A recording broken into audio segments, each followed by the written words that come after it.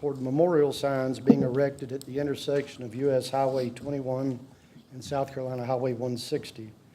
This junction will be named the Carson Bailey Whitesell Memorial Intersection at the request of the South Carolina General Assembly in compliance with the concurrent resolution H 3572, which was adopted on April the 23rd of 2019.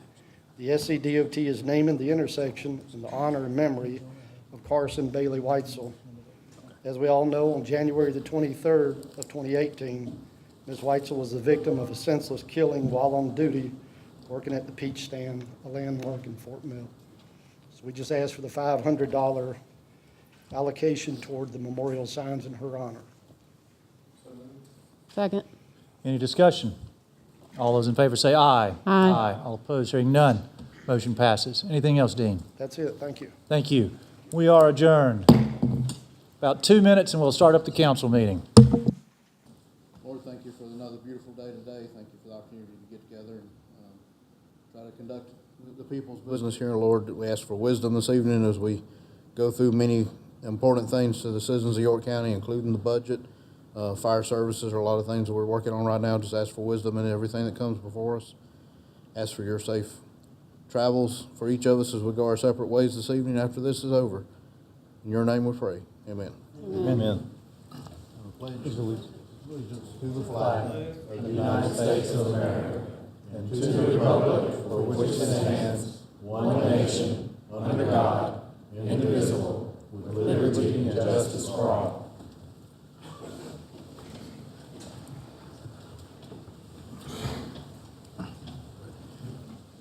Mr. Winkler. Yes, I would like to make the motion that we take old business item 2, which is the second reading of the county operating budgets, and move that until after that's a part of what we're going to be talking about is a budget item in there for fire services, and we got quite a few fire chiefs and firefighters here this evening to speak about that, so I think I'd like to have that after they speak, and that way we get that input before we vote on the budget. That's right, for executive session. Yes. Any objections? It has been moved. Oath of office. Would Patricia Leach and Laurie Helms please come forward?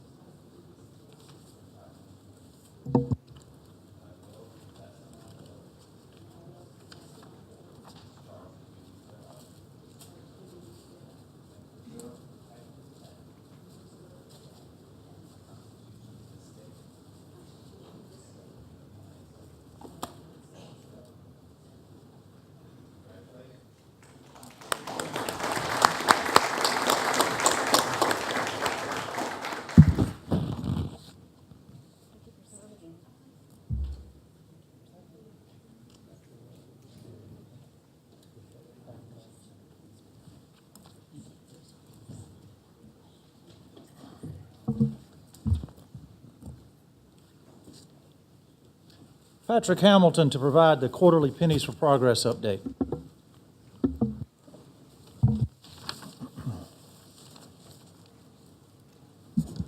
Thank you, Chairman Johnson.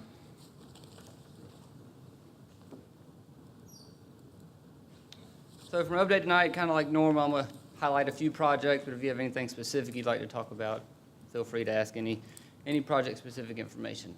So Pennies 3, the current bid schedule, the main one we've been talking about for a while is Gold Hill I-77 interchange on exit 88 off I-77.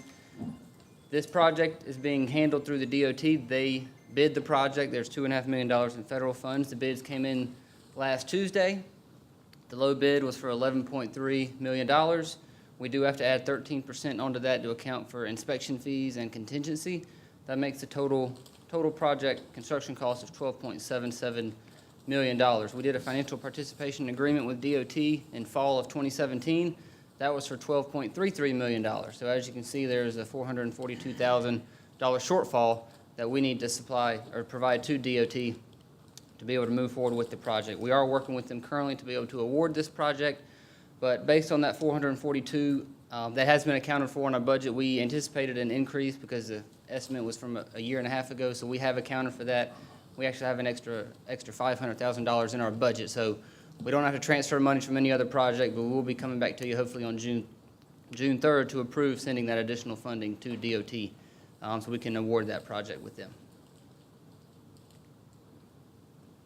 Current projects that are under construction, McConnell's Highway.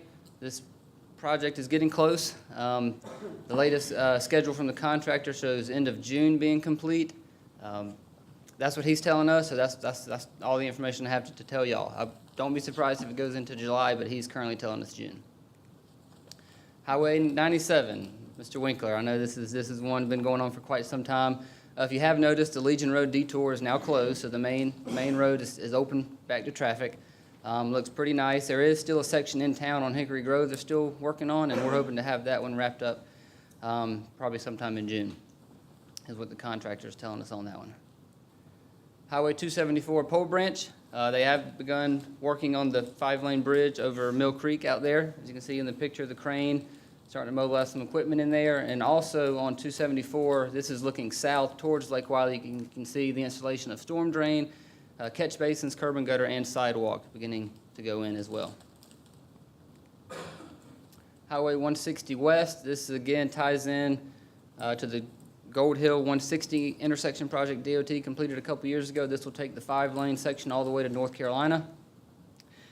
If you notice on the picture, there has been some catch basins installed and storm drainage being installed out there.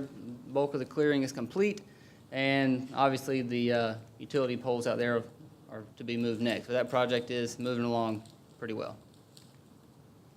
Anderson Cohen Farm intersection, this is over there near the City Operations Center. All the clearing has been done. The utilities should be wrapping up their relocations here soon. The contractor plans to get back in there hopefully in June to be able to get back on the roadway portion of the project. US 321 Barrett Connector Road, the contractor's been out there. Most of the clearing has been complete. This particular picture is looking up towards Highway 321. So once they get all the clearing done, then they can start doing some grading and starting to prepare the road. And Penny's 4 projects under construction. Resurfacing Group 1. This is managed by DOT, Mount Gallant, New Gray Rock, Harris, Springsteen, and Old Friendship. Mount Gallant is the only one that's not complete at this time, and that should be completed in the next 2 to 3 weeks from what I've been told. It looks like the rain's going to hold off for another week or so. They should have some good weather to be able to continue paving out there this week. Resurfacing Group 2, this is more on the western side of the county, Beersheba, Ferris, Wood, and Oak Ridge. This is currently under construction with a November completion date for that project. Excuse me. Cherry Road. This is a very intense and complicated resurfacing project. This isn't one where we just go in there, mill 2 inches, and come back and pave 2 inches. DOT is managing this one as well. Construction has started out there. They have been removing the concrete islands. Essentially on this road, the road is in such poor condition, we're having to dig down 13 inches and rebuild the entire road from the base up. So we'll be dealing with, utility issues, driveway access issues, a lot of commercial sites out there. So this is going to be a headache for a lot of the traveling public, and we've tried to prepare them. We've sent out press releases. We've made them aware of the project.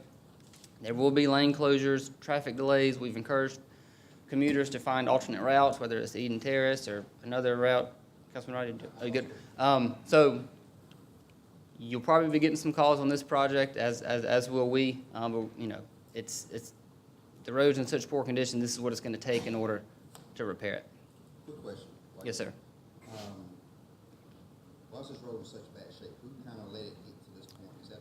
I'm assuming that's a state road, correct? It's a state road, correct. So I'm assuming they've been hauling no funding for years and years and years as to why it's gotten so bad. I guess so. And one thing, another challenge with this project is there's different pavement structures out there. From Oakland to Evergreen, or there's like sections out there where it was widened to 3 lanes and their curb and gutter was there. Some sections don't have it. So it's kind of a mix, a big wash of, So we're gonna make it right. construction. We're going to make it right. Thank you. Correct. Resurfacing Group 4, this one was bid out, I believe in January. Eden Terrace, Oak Pond, Campbell, Chapel, Love, and then there's 7 roads within the city of York that'll be paved as well. This project has been bid out, it's been awarded, and I believe the contractor, based on his schedule, is planned to start next week. All these roads will be completed, scheduled to be completed by November 30th, with the exception of Eden Terrace. Eden Terrace between Anderson and Sell River, the city of Rock Hill has a waterline project going on this year, so we don't want to have a paving contractor and a waterline contractor in there at the same time, or pave the road first, and then have the contractor, damage the road after we pave it. So the city has indicated their waterline project should be completed by the end of this year, which would allow for the spring of 2020 for Eden Terrace to be paved. And US 21 south turn lanes in the Catawba area. These are the left turn lanes off Highway 21. DOT has received bids on this project and are moving forward with that. They've told me a November completion date on that one as well. And current projects that are in the right-of-way acquisition phase, Highway 160 East, we've started the right-of-way acquisition on that project, Riverview Road, as well as Highway 72. Highway 72, we held a public information meeting last Tuesday night, and we had some displays available at that meeting, and those are available on our website for anybody to be able to go view if they could not attend the meeting. And last item here, the Pennies 4 loan. Council did approve a $16 million loan on Pennies 4 to be able to jumpstart those projects and maintain the cash flow with that. And working with Kevin, we are planning to be able to pay back $3 million on June 30th of this year. So we are starting to pay back a little bit earlier than we anticipated. And that kind of wraps up my overview. I'll be happy to answer anything else that you may have. Any questions? I just have one. Go ahead. Patrick, do you see anything in what you're doing now that there's a danger to any of the projects that have been approved to Pennies that they will not be completed? At this point, the only one I would have reservations about is Neely Road, which was at the bottom of Pennies 4 that we It knew was going in. contingent, we knew that We one. knew that coming in. Other than that, at this point, I have no issues or nothing that would make me think the other projects would not be complete. Okay. Oh, quick question.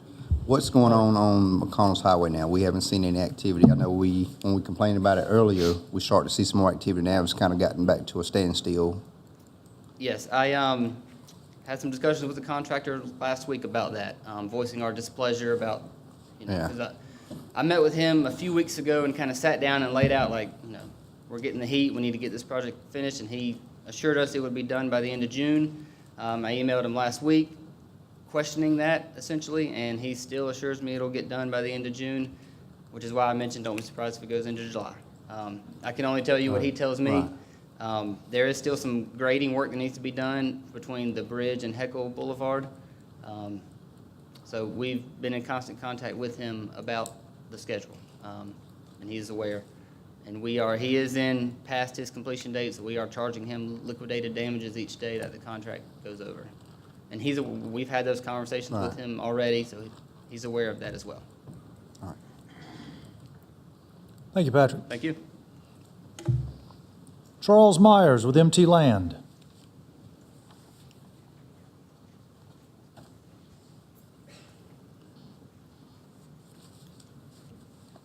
Hey there, my name's Charles Myers. I'm from Charlotte. I live at 141 Providence Road in Charlotte. Appreciate the opportunity to speak. At the last meeting here on May 6th, before Ms. Love took over the podium, I heard about 3 or 4 of you say that you supported this project and wish it was in your district. And a lot of this has been mishandled, as you'll hear more about a little bit later. But I hope you'll continue to vote with your conscience on this and support what's in the best interest of the county, instead of just following the will or the vote of just one council member. To be clear, this is a low-density, high-quality neighborhood with 149 homes on 178 acres. Here on May 6th, the question came up as to what the comprehensive future plan called for in this neighborhood, and the answer is 2 to 5 units per acre. That would be 356 homes to 890 homes. We're doing 149 is what we're proposing. In this same meeting, I know Allison told the council members in this chamber that a meeting was held on June 14th in which Christy Cox was present, that we told Allison that this is all we could do. We could not do anything more to make the project better, and we had nothing more to give. And from that, she concluded that she would not support us holding another meeting. In fact, we presented several significant changes in direct response to the one community neighborhood meeting that Allison attended that was held on January 24th, 2018. In follow-up to that meeting with Allison and Christie, we presented many significant changes, including we agreed to make, and these were all in direct response to what the neighbors were asking for. We presented a reduction from 178 units to 149 units. That's significant. We eliminated the second ingress-egress to Harper Davis Road. That was significant. We agreed to create larger lots, and we agreed to increase the buffer, especially adjacent to Harper Davis Road. And that was significant. And at this meeting, then Allison requested that we make space between the houses of at least 30 feet between the homes, and we agreed to do this. And again, I would say that is significant. We told Allison that these were significant, that these significant changes that the community wanted, and that they had a right to know that we listened to their concerns and they were doing everything that they were asking. We told her we would take a vote with a paper ballot, and she said she would do her own poll instead. And we told her we didn't think that was a good idea, and that we would hold a paper ballot in private instead. And we did this because there was an increasing sort of mob mentality going on and growing that was loud and disruptive. It was making some neighbors scared to speak out in favor. And you saw this disruptive mentality here in these chambers at the public hearing on March 4th, where you had to call them down several times. Ms. Love also threatened us all on May 6th that evening that she would have another hearing in these chambers and conduct the same type of behaviors with this bullying type of mob mentality. But after that first public meeting, we had a lot of people stay after the mob dispersed, and they told us that they liked the project. We wanted to hold a second public meeting at the fire station, but Allison refused the request to request the space, and so we held the meeting at the Good Samaritan Church on Highway 274. Allison chose not to attend the meeting. The meeting was calm and productive without negativity. Although we sent flyers to the exact same people, only a handful of people showed up. The folks in attendance, though, did recognize that the 149 lot plan, with the changes and improvements they requested that we make, represented a higher quality, nicer product that they preferred over the 89 lot zoning. In these chambers on May 6th, Allison also said that she was conned into the first meeting, that she didn't know what we were meeting about on this project. But Brandon, our engineer, had sent an email to Allison requesting the meeting on the 13th, and on the 14th, she responded that that Brandon would be getting a call from the manager to schedule the meeting with Allison and Audrey Miller. No one was conned.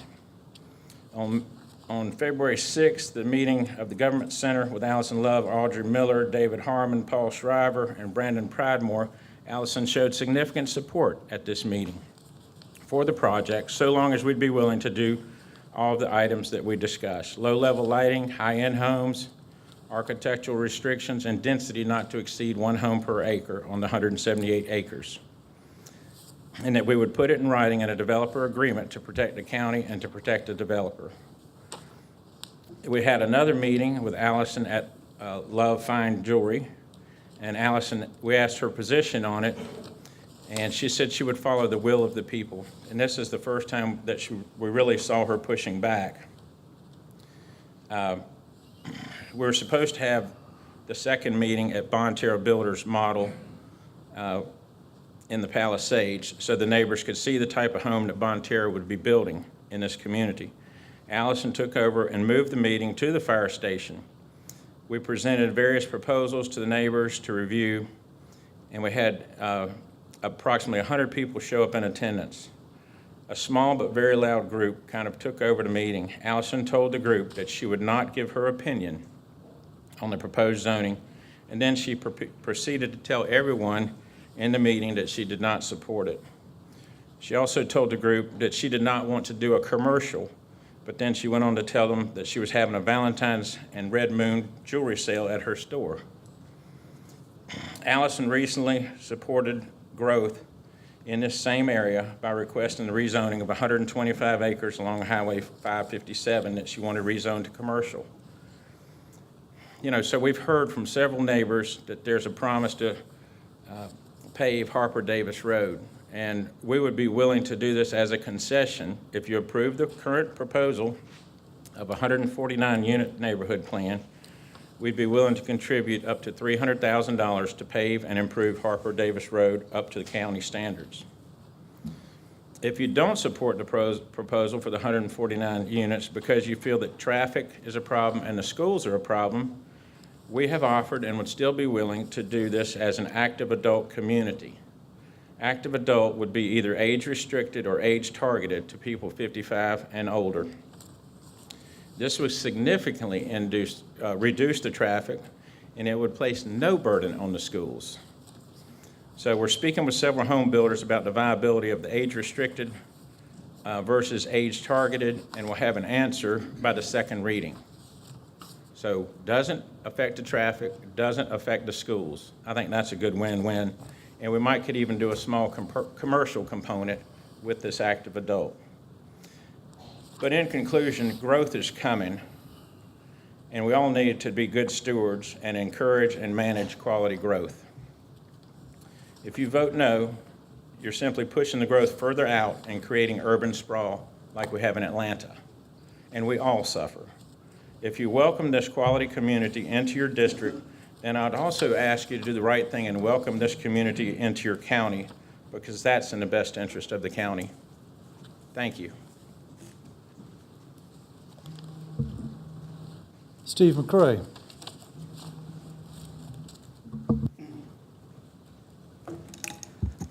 Thank you, Mr. Chairman. My name is Stephen R. McCray Jr., and my address is 2 Kings Mountain Street, York, South Carolina, 29745.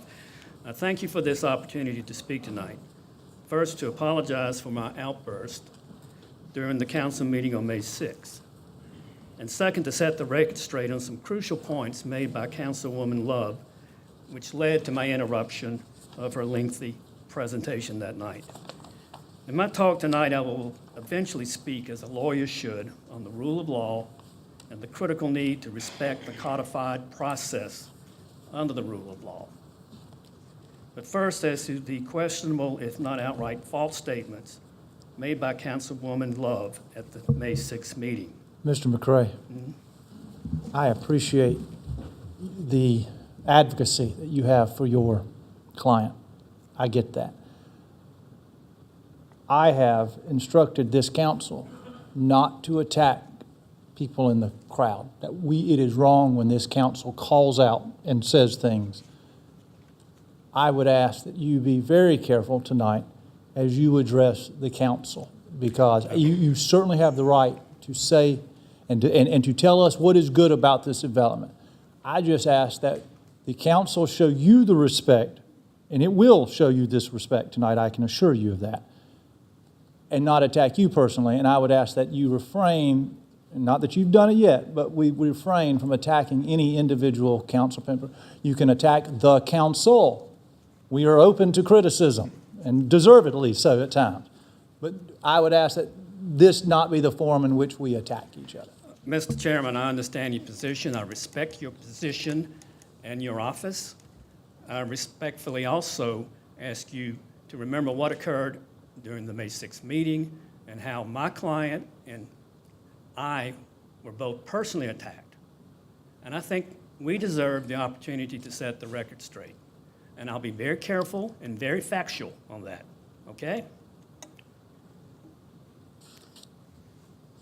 Councilwoman Love stated very emphatically at the first of her speech, quote, "I have not supported this from day one," end of quote. She looked directly at me when she made that statement. probably in response to the following statement I made early that night during the citizens' comment section of the meeting, referring to the first meeting of the developer with Councilwoman Love, and quoting myself, "Based upon her favorable reaction to the plan, they spent over $120,000 in engineering and other preliminary development costs," end of quote. She then stated, quote, "I was conned into a meeting with York County," end of quote. That's an outrageous accusation, since it implies deceit on my client's part. And please remember that as you peruse the copies of the emails and other documents on the tabs 1 and 2 of the packet that I have left at your place. Midway in her speech, she said, quote, "I've never supported this from the beginning," end of quote. Again, at the end of her speech, she said, quote, "I have not from day one supported this development," quote. She called my client, the developer, quote, "dishonest," end of quote, and said my client, quote, "has said a lot of things that are not true," end of quote. Please refer to certain documentation on the tabs 1 and 2 and judge for yourselves as to who is telling the truth on that crucial point. Looking through the trail of the early email communications, you will see that she is the one who set up that first meeting at the county manager's office on February 6, 2017. And then ask yourselves how she was conned into doing so. Based upon the plan presented to her at the meeting, which was also attended by Paul Shriver of MT Land LLC, the applicant's land planning consultant, Brandon Pridmore, the York County Planning Office Director, Audra Miller, and Assistant County Manager, David Harmon, she indicated her conditional approval of the plan if the applicant made certain changes to it. That state of facts is supported by the contemporaneously handwritten notes of Brandon Pridmore under tab 2, setting out specifically what Councilwoman Allison Love wanted to see in the way of changes to the plan. You will see that she stated no objections to the then proposed density of 1 unit per acre, which translates to 178 single-family homes. Other emails on the tab 1 prove that the applicant was relying on Councilwoman Love's early positive response to its plan as it proceeded to make her requested changes and spend money on engineering, area mapping, surveying, and land planning consulting expenses. On the tab 3, on the 11th page, you will see a Facebook posting of Councilwoman Love on June 15, 2017. That's 4 months after the first meeting with the developer, stating, quote, "Yesterday I met with a developer who is proposing we rezone the property past Walmart on left headed to Gastonia on 274. They have made some positive adjustments to the plan they showed at the previous public meeting," end of quote.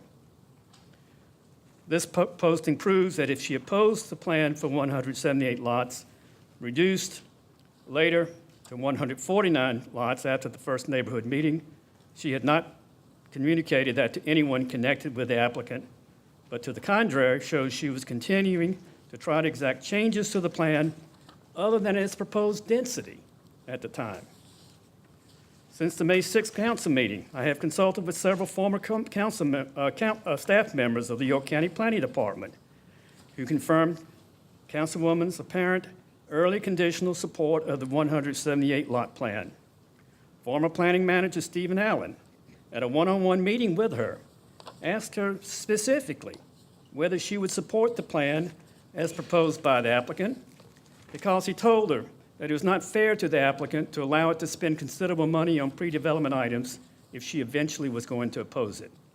She refused to commit to him her position on the plan, and for that reason, the planning manager and the planning director were not professionally or ethically permitted to warn the applicant of Councilwoman Love's hesitation to commit to them her position on the plan. So you have to choose one of two possibilities.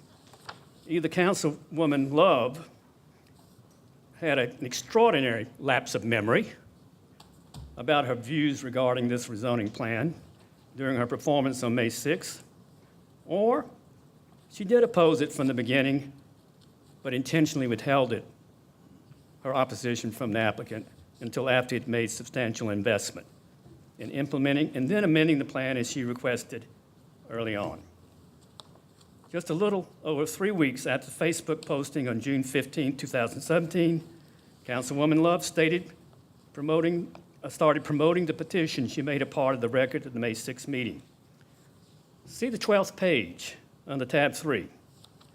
She claimed that the petition was signed by 3,749 residents of her district. Please look under tab 5, and you'll see why the petition is not worth the paper it is printed on, and certainly not the printing costs to the applicant or anyone else on the FOIA. I promise you, I randomly selected some pages of the signature pages and yellow highlighted just the obvious addresses outside her district. The most amusing to me, just on these selected pages, are Lugano, Switzerland, Liverpool, UK, Amsterdam, Calcutta, India, and last but not least, Hollywood, emblematic of what she waved in there during the May 6th make-believe. In addition to the obvious questionable signatures of persons who live outside her district, the question also arises about duplications and whether the purported signers are even people and not robots. We will not spend any more time on verifying those signatures. And that brings me to the second point I wish to make tonight.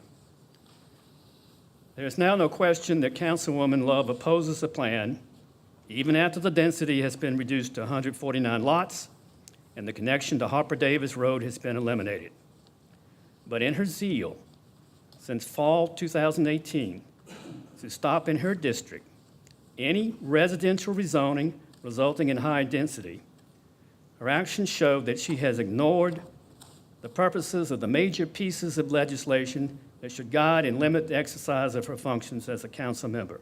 First, the Home Rule Act, in Title IV, Chapter 9, which establishes the various forms of local self-governance of the citizens of a county, under which the York County voters 45 years ago selected the council manager form of self-government.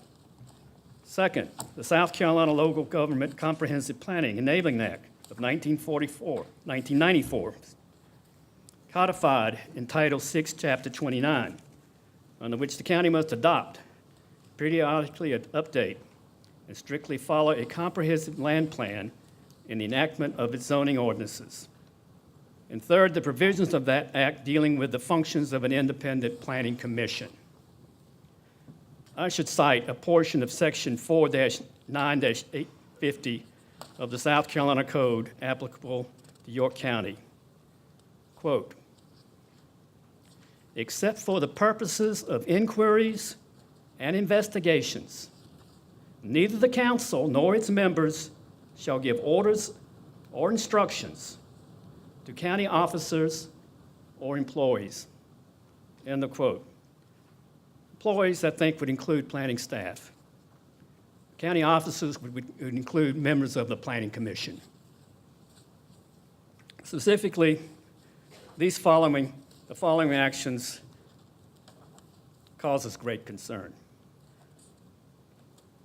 For the first neighborhood meeting organized by the applicant to inform the citizens and get feedback from them on its 178 lot plan, without first consulting the applicant, she changed the location of the meeting from Heron Code, which the developer had selected, so that the persons attending could see the type of homes that the likely home builder for the project, Bonterra Homes, offered home buyers.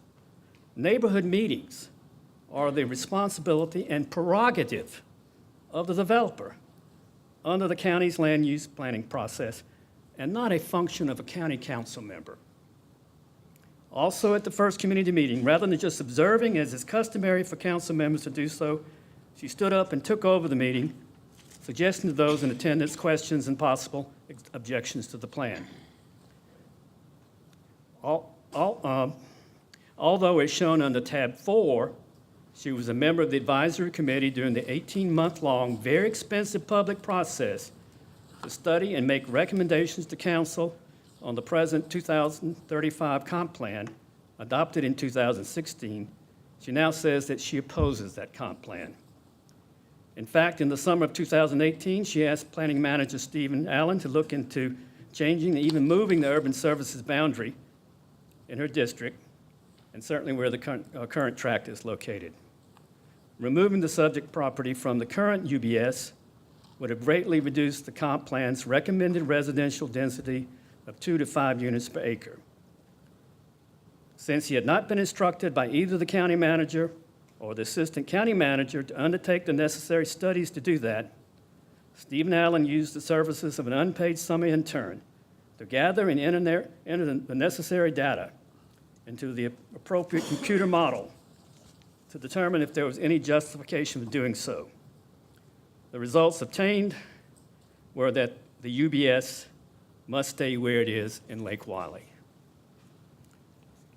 She has directly intervened in the deliberations and decisions of the Planning Commission, regularly communicating with the chair, her good friend, Jamie Hendrickson, on rezoning applications that she opposes. Look at the 5th page under tab 3 to see what she posted at 6:52 p.m. on April 8, 2019, before the final vote had been taken by the commission on April 8. Quote, Planning Commission will recommend denial of the Vista rezoning to County Council 6-3, no explanation point, quote. And then after the vote, she later added to the post the names of those who had voted in favor of the plan. I think she inappropriately lobbied on May 6 with the school district superintendent to obtain a different response to the planning staff's request as to whether the district objected to the 149 lot plan from what was submitted on April 8. See the history since 2017 of the school district's reactions to the changing rezoning plan under tab 6. I am offended that there has been any suggestion by council members that planning staff were deliberately withholding information from the school district when it followed customary protocol procedures in seeking a response from the school district in both June 2017 and in April 2019.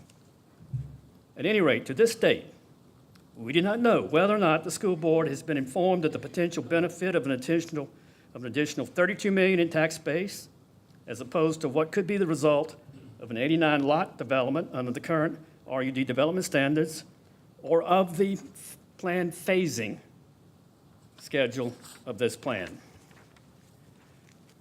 Also, Councilwoman Love's action in this regard has made the school district a, quote, political football, in the quote, those are Dr. Quinn's words. On January 30, 2019, she was the guest interviewed by Manning Kimmel on his radio program, Straight Talk, during which she stated that her goal was to stop any rezoning for higher residential density in the Lake Wylie area, and was gratified that she now had the support of the county chairman for that goal. During the end of that radio interview, she averred, quote, I hope all my efforts to stop a few little developments are not in vain because of what is headed our way, end of quote. She later said, quote, between York County Economic Development and York County Council, we do control the land, end of quote. It is a shame that my client and I both have to make presentations to you tonight to correct statements made by Councilwoman Love during her presentation on May 6th in order to protect our reputations. It is also a shame that she apparently has become the focus of these deliberations, whereas the focus should be on the substance of this rezoning request in determining what is in the best interest of the citizens of York County. However, I think she relishes that role, being the focal point. And if you don't believe me, read her Facebook postings and listen to her January 30, 2019 interview on Straight Talk. I'll send you the link to it if you wish. But actually, it is those of you, all lawyers, having indicated at the end of the May 6th meeting that you are inclined to support Councilwoman Love's opposition to this rezoning, who are now the focus of these deliberations.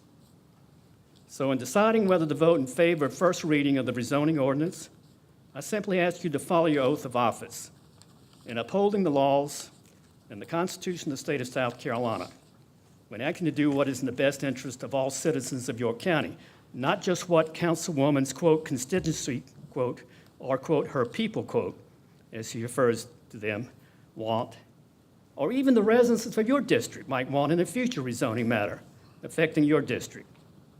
If you vote against this rezoning, then I'm not even asking you to say that Councilwoman Love's actions and publicly stated positions are reasonable. And you can even put aside gnawing concerns some of you, especially you lawyers, might have as to whether by affirming through official action her opposition to any increase in residential density under any circumstances could possibly subject the county to legal peril by adopting an illegal de facto moratorium on that type of rezoning in just her district, or de facto illegal overlay zone in just her district. Rather, I ask you to tell the applicant on the record whether or not you think the rule of law and the process required under the applicable laws have been followed in this rezoning proceeding. Thank you for your time and attention to my remarks tonight. Ken Spears to address council regarding the local contractor bidding process. Mr. Spears.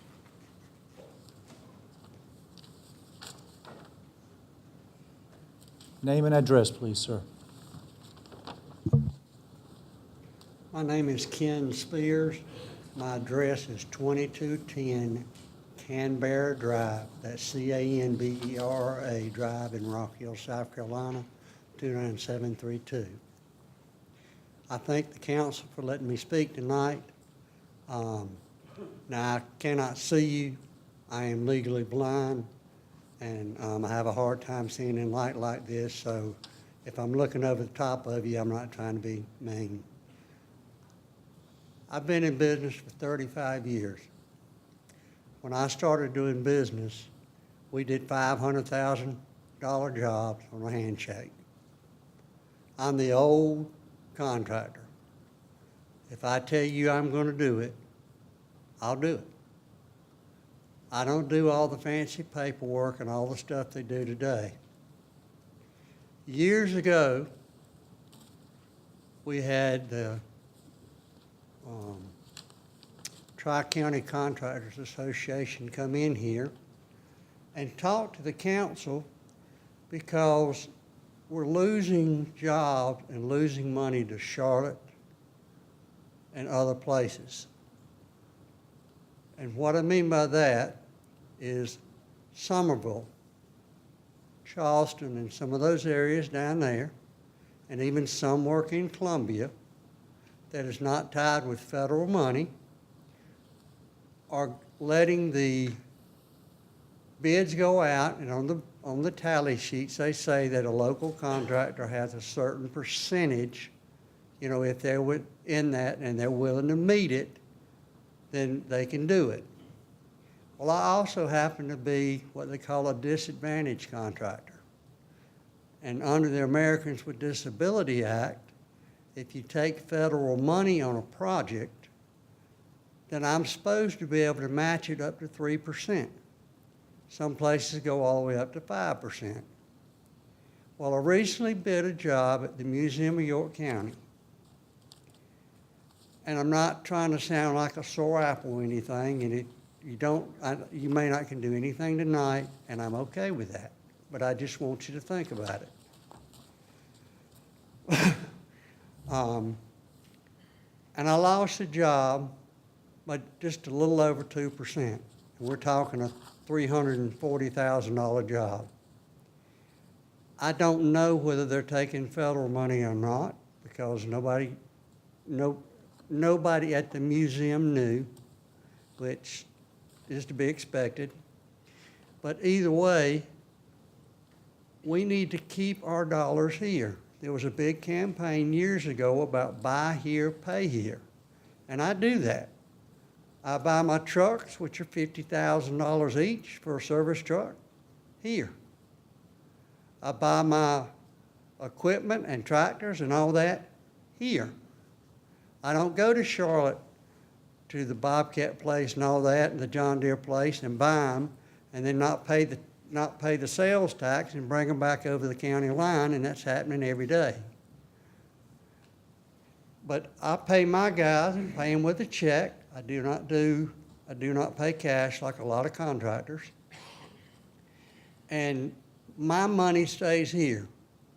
Now, it's been a long time since I've been in college, so I may be wrong now, but I'm going by what I learned, let's just say more than 30 years ago, in my economics class at Winthrop College. And they said that a local dollar spent in a local area will actually make it to $7, because I'm going to pay you to work, then you're going to go eat somewhere, and they're going to pay for the meat and stuff, you know, from the warehouse and all, which we have around here, and it's a $7 rule as far as I'm concerned. Now, there may be different data. I'm old, and I'm sorry. But you get what I'm trying to say. I know that the museum bid, they didn't have that on there. I understand that they probably cannot change that now, but I would like for maybe the council to consider doing that and putting it on the bids for your local contractors. I'm not saying that we do it within 10% or anything, but 2 or 3% would help us locally.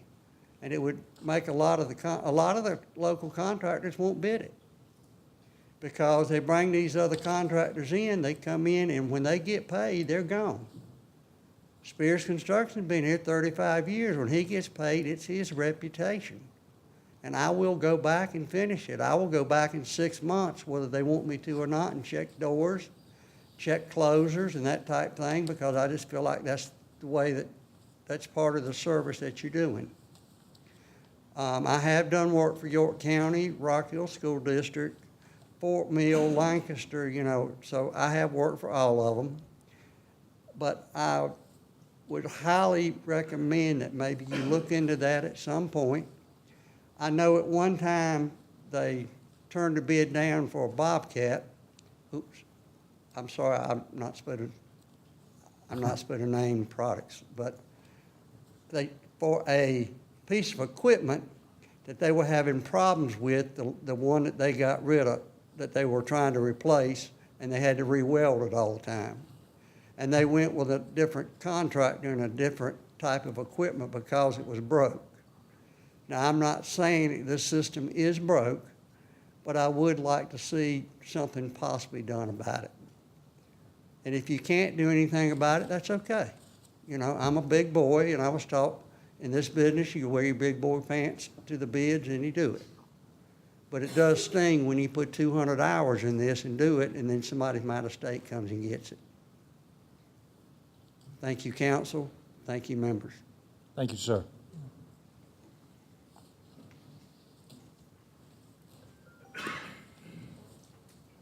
Public forum. I want to remind everyone, and there are 16 of you signed up for this, but you will have 2 minutes. Hit about the 2-minute mark. I'm going to count to probably 5 or 10, and then I'm going to interrupt you. And I am not being rude. It's just there's a lot of people to get through tonight. Very first person, Ronnie Taylor, to discuss Memorial Day. Ronnie Taylor, I live at 1411 Lincoln Road, York, South Carolina, and I'm vice chairman for the York County Veterans Advisory Council. Every year we put on a Memorial Day service. This is the 33rd year. This is the first year we're doing it at our new park in downtown York, which if you hadn't seen it, it's very nice. This year we got retired Lieutenant Colonel Alan West flying in from Texas to be our guest speaker, which is a big deal. He'll be here at First Baptist Church from 12 to 2 to do a meet and greet with anybody that's interested. At 3:45 our service starts. He'll speak up there. The service should be over somewhere around 5 o'clock. There's 249 names on that wall up there. Every one of them died. They left York County and they didn't come back, so that we can be here today and gripe and complain and whatever we want to do. But at 7 o'clock that night, Lieutenant Colonel Alan West will be speaking at Post 34 in Rock Hill, American Legion Post 34. at 7 o'clock. It's $10 a plate to get in, it's spaghetti dinner. And he'll speak about Convention of States down there then. He can't speak about any of this at the Memorial Day service, but I'd like to invite everybody here to come to our Memorial Day service, 345 downtown York. Thank you. Thank you, sir. Mary Williams. Hello. I'm glad to be back here again. It's been a couple of years since I've been here for my favorite topic, which is, oh, am I supposed to say my address still? 313 Squirrel Lane, Lake Wiley, South Carolina. I apologize. I'm just so excited to be here. Your predecessor is in the crowd tonight. I see that. And Ms. Love is new to the council since I've been here, but the 5 of you in the middle are still in our representatives. My mantra hasn't changed. I love Lake Wiley. I'm a resident of Lake Wiley, and I'm very concerned about the quality of life there and the safety of our residents. And that goes along with increased density. And this is exactly what it was actually 2015, almost 4 years ago, that I was here and my husband was here on the very same parcel of land that is in discussion next to the Walmart in Lake Wiley. They wanted to build more homes on it than it was approved for, and I cannot believe this discussion is going on. There was a large crowd, I'm watching the time, there was a large crowd here that night, and you all took a vote, and actually it was the first reading and overturned and denied the rezoning at that time. And here we are again. We got the residents of Lake Wiley, as you know, I hope you've heard, our Blue Granite, we've got messages from Blue Granite that they've run out of water and can't supply us. That's not going to get any better with more density. I think that you guys do have a conscience, and one thing that you guys can do is to try and limit any type of rezoning that increases density. And that's about it. Thank you. Thank you. And nice digs here. Deborah Davis.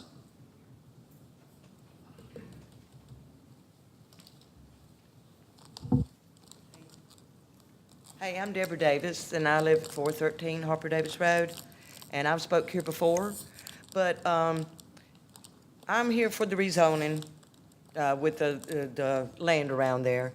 Okay, we have been there for 45 years, and we've seen a lot of development, so I know it's coming.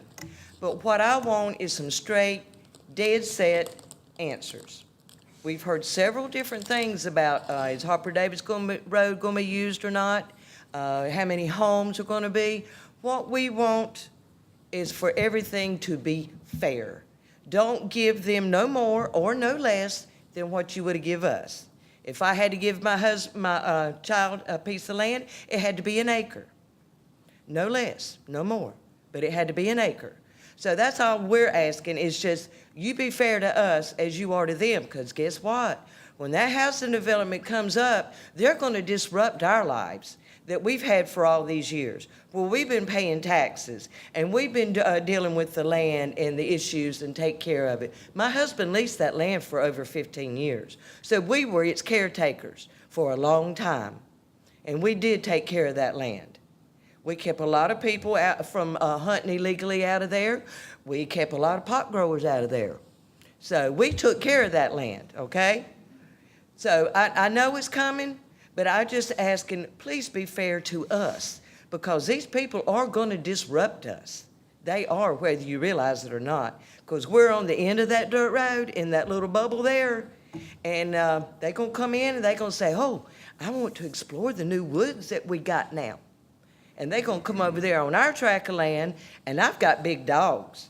I got Great Danes. And what's going to happen is somebody's going to say my dogs tried to attack them when they were on my land. And that's going to be a big issue for us. That's number one. Number two, the gas companies already tried to come through there and force us to give them acreage. Yeah, they tried to force us to do that. Yes. And then the very first guy who owned that land, when he come through there with his little parade of people putting in stakes for a sewer line before they even ask us. and so did the gas company. So Ms. just be Davis, fair to I have us. to cut you off. I'm sorry. Thank you. Thank you. I appreciate your time. Mike Moore.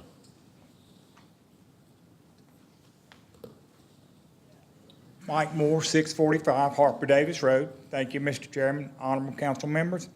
I'm here to ask for your support to go against the expansion of the Vista development.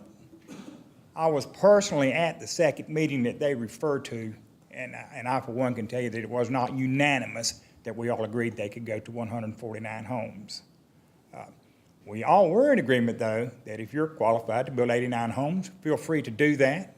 Put whatever type of home on it you would like, and that's good with us. I've lived out in Lake Wylie since 1983. I've seen a lot of changes there. And I'm not against growth by any means. I think growth is healthy, but uncontrolled growth will choke you out. Take a Levine, and you put some kudzu in it to keep it from washing. In a few years, your kudzu takes over everything and chokes the life out of your property. I'm asking that you don't let uncontrolled growth choke out a way of life in Lake Wylie that we so cherish. And I also ask that when you vote, ask yourself two questions. Am I voting just for growth, or am I voting for a way of life for the citizens of York County? Thank you for your time. Thank you, sir. Dorothy Johnson.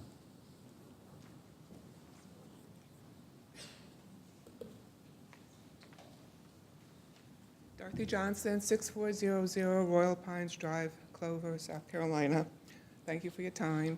I'm a little nervous here. Empty Land bought the 178 acres years ago for $79,000, knowing it was zoned for 89 homes. It used to be a bird sanctuary, and I'm glad to hear these people were taking good care of it. Empty Land had the goal to propose 332 homes, and being met with protests, they have changed it to 221 to 178 and now to 149. Some of those numbers might be a little bit off. I was at the first public meeting they had at the Bethel Firehouse, and it's a good thing it was changed to the firehouse and not to the model home that they wanted it at, because there was over 100 people. There was standing room only. A representative there told me personally, when I went up to speak to him, that it wouldn't be profitable to put in only 89 homes with well and septic. How much profit do they want to make? The rep also told me that buyers don't want large lots to maintain, that there will be parks for the children to play in. I believe buyers would rather have their children playing safely in their own yard, not in a park down the street. There has been rampant approval of rezoning, and now we have over 4,000 units approved. From 89 to 149 is only 60 homes, but that's 60 too many. Rock Hill, they're touting that Blue Granite Water would be the supplier if they get the rezoning. Residents are up in arms against the outrageous 100-plus monthly bills and poor service and poor quality. Blue Granite has admitted the problem is overdevelopment, and here they're going to be putting in more homes. I signed that petition, that 3,000 something, and so did so many, many other people. If there's a couple of people that are out of the country, maybe that's where they were when they signed the petition. Maybe they have a second home in this area. Who knows? I'm sad to see this is turning into a vendetta against Allison. She is simply doing her job, representing her constituents. And I hope that you people will keep the quality of Lake Wylie as is and just leave it at 89 homes, which, Ms. as Johnson, I say, I'm they sorry, knew. I have to stop you. Thank you, Okay. ma'am. Thank you for your time. Candy Zinn. Well, you don't have to speak. Okay. I'm sorry, I was not prepared to, but I am against the 149 Name and homes. address, please. I live at 1120 Hallow Lake Terrace, Lake Wylie, in the Mill Creek Falls community with 400 homes. And we have to access Pole Branch Road every single day, no matter where. And the person I'm speaking for is stuck in traffic on the Buster Boyd Bridge and has been there for 55 minutes. So I would like to praise Allison. She comes to board meetings for the school, and she's been very supportive of us. And I just want you to know that the 400 homes in Mill Creek Falls are violently against going to the 149 homes. Thank you. Thank you. Michael's in. That is fine. Will Parker.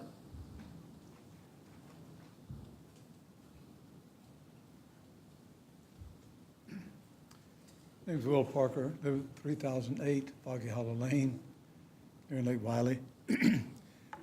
And I'd like to speak on behalf of the people that have just spoken. They've really covered the bases pretty well about our concern. We, the people of Lake Wiley, want our community to be a pristine, beautiful community, to remain one that people want to live in. We know that growth is coming. We can't help it. But we can decide to make it a quality growth that we want and that will keep the area as beautiful as it is. We love Lake Wiley. It's a wonderful community to be in.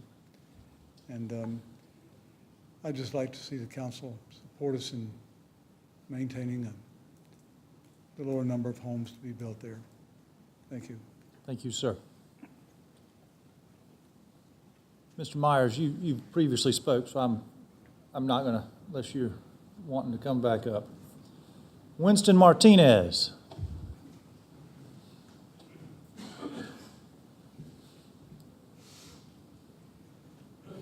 My name is Winston Martinez. I live at 1034 Pepperwood Place in Lake Wiley, South Carolina. I haven't been here in a while. I did watch the video of the May 6th meeting. I'll be honest, I've been critical of Allison over many topics. But I have to say, at the May 6th meeting, she spoke very eloquently, she was very informative, and I think her case was a slam dunk. It's not emotional, as we continuously heard through the video. It's not emotional. It's math. If you have 4,000 homes on the books, and we only have 500 slots to put our kids in, it's math. As much, I'm not an attorney, so I'm not going to debate the attorney, I'm not going to debate the other gentleman. They don't really care about Lake Wiley and what's best for the citizens. It's cash, it's profit, okay? That's why they keep pushing these numbers up and down and back and forth. I implore you to make a decision based on, I guess, what we've forgotten, common sense. It's math. I have a child going into kindergarten. His school will be at full capacity in 2 years. All of the schools will be in the immediate Lake Wiley area, be at full capacity by 2021. Mr. Johnson, in your own district, a school that was built outside of Tega Cay was at full capacity. Individuals moving into that neighborhood don't go to that school. They got to be bused somewhere else. How's that going to fly in Lake Wiley? Traffic's already here. Our water's already a disaster. We've been getting calls all day today. It's not going to get better. To make your comment, oh, I'd love to have this community in my district. Hey, make a bid to them. Make a bid to them. Bring it to your community. Thank you, Mr. Martinez. Your time is up. Thank you. Chad Williams.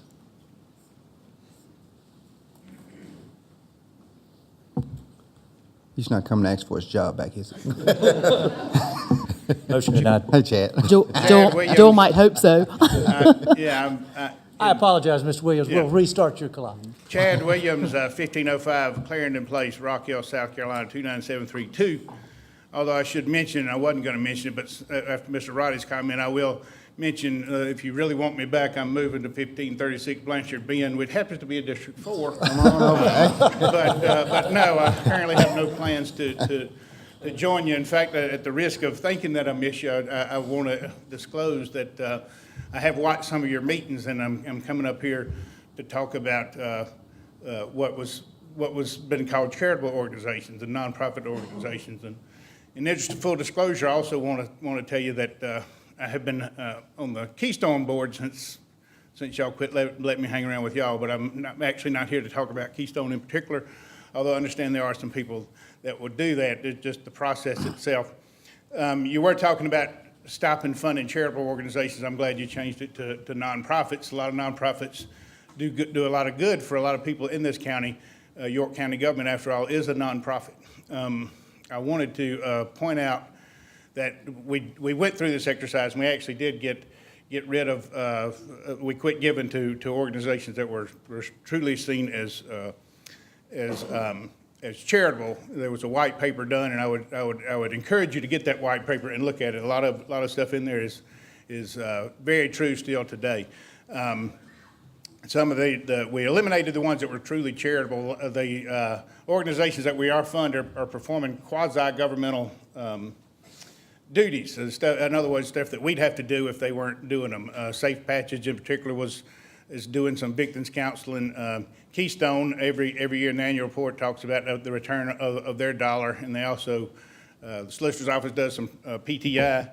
Keystone is a big part of that. But I would just encourage you before that some of these might need more funding rather than eliminating funding, which I think is in your future, if according to the meetings you have, and I believe that's all my time. Thank you, Mr. Williams. Monica Hanna.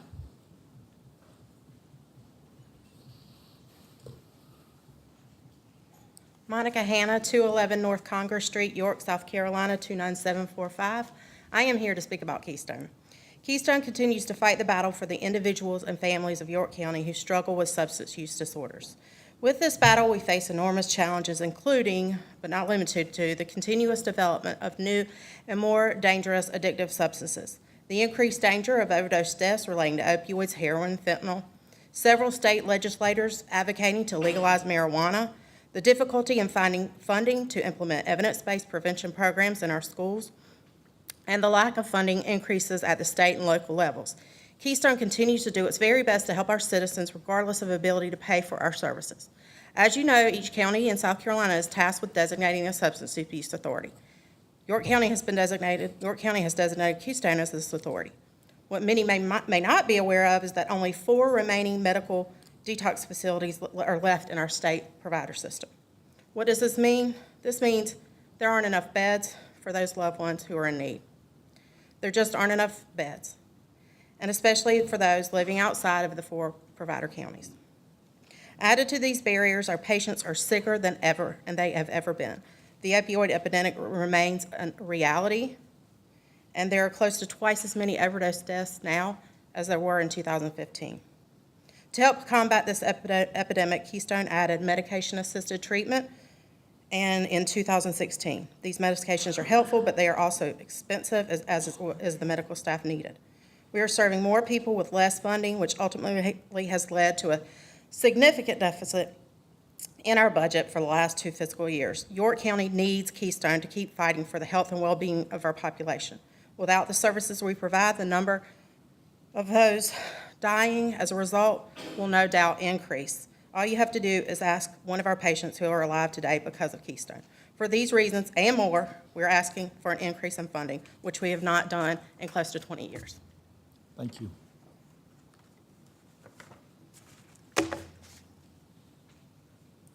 Brian Butts.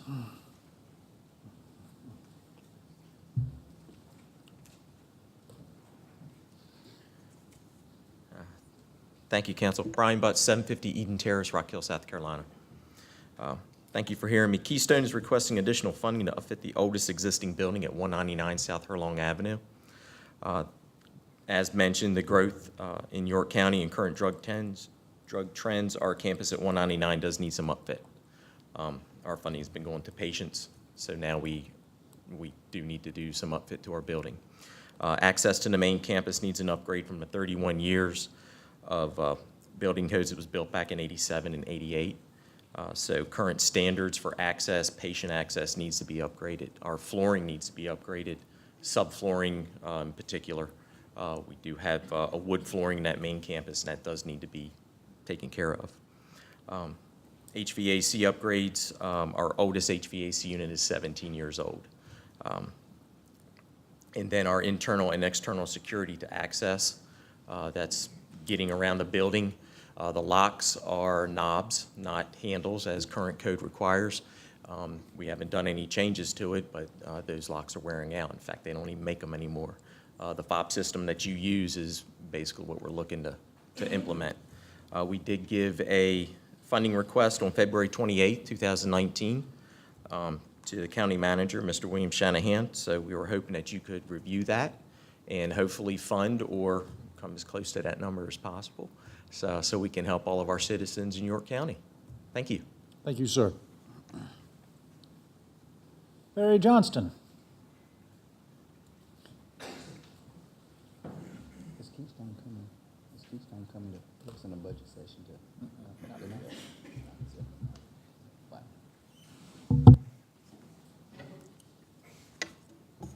Name's Perry Johnston, 5001 Lake Mist Drive in the northeast Bethel section of our county. You've heard me talk about, and this is in relation to the Vista. You've heard me talk about siltation, water quality, traffic. I'm not going to talk about those yet. Comprehensive land use plan, I think we're putting way too much emphasis on that. That's a broad brush approach. No problem with that, Mr. Hudspeth, but that's drawing a radius around a hub and saying, okay, we think this should be a higher density. That's all it is.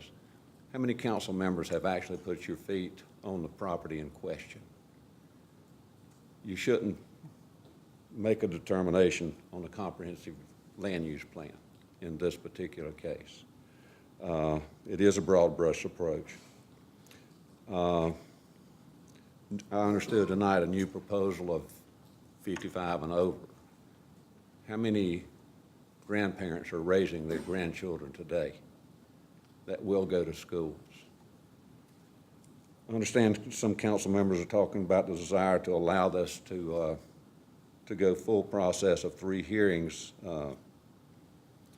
However, this rezoning keeps coming back to this council. When I sat in your seats about 14, 15 years ago, it came to me. And before the landowner purchased the land, he asked me, will you be receptive to increasing density on this property? And I said, absolutely not. Since that time, it keeps coming back. So for over 14 years, it's used up this council's time and efforts. It could be spent many other places within the county without having to regurgitate the same information. It doesn't have to go 3 readings. You can stop it at any point you want to. It's not a good plan for this particular piece of property. It's a great plan for someone else. There's a few members here that wants it. It's great. It'd probably be a great plan in your district, but it's just not a great plan for this particular piece of property. Perry, I have to stop you. Thank you.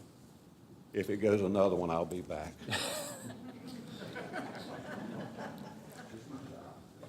Don Clark.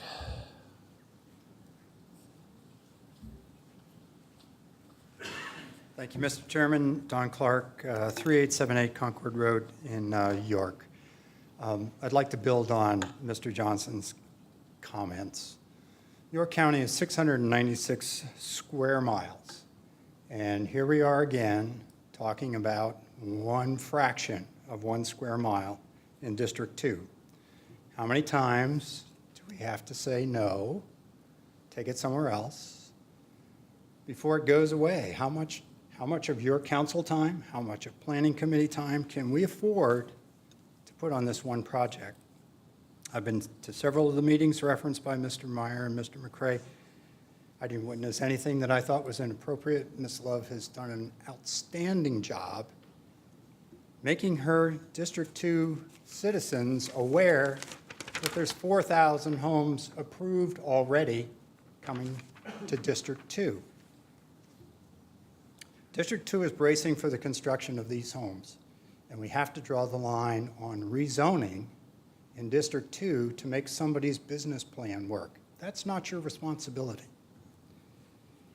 We understand the districts have different characteristics. And these people have heard, and they've repeated your comments, that other districts would welcome this. And isn't that really the answer? It is not inappropriate for District 2 to have a specific situation that requires a moratorium, really, on rezoning to increase units. It's just as appropriate for the chairman to advocate for Fort Mill, and I would urge the rest of the council people to listen to him. He's the one who lives there. It's appropriate for Mr. Roddy and Mr. Brackwell to advocate for the specific concerns of Rock Hill, and I would hope Ms. Love would listen to them. I appreciate what she's doing. She's done a great job of getting everybody involved in District 2, and I urge you to follow Mr. Johnson's suggestion that we need to put a stop to this at some point and get on with the other business of the county. Thank you very much. Thank you, Mr. Clark. Before we address consent agenda, is there anything any council member would remove from consent agenda? Do we have a motion? Any discussion? All those in favor say aye. Aye. All opposed, consent agenda is approved. Public hearing. Council to hold a public hearing and consider second reading of an ordinance to amend the code of the County of York, South Carolina, Chapter 155 zoning code by repealing Section 155.288 to eliminate separate freestanding signage requirements within the Arterial Roads Development Standards Overlay District, by amending Section 155.471 to provide the additional definitions for the term NIT and the electronic and manual reader boards, and by adding new Section 155.481 to provide the standards and requirements for electronic and manual reader boards, to provide for a public hearing, and to provide for other matters relating thereto. Is there anyone against? Is there anyone in favor? Second. Any discussion? All those in favor say aye. Aye. All opposed, hearing none. Do we have another motion? This is second reading. Move to approve. Second. Any discussion? All those in favor say aye. Aye. Motion passes.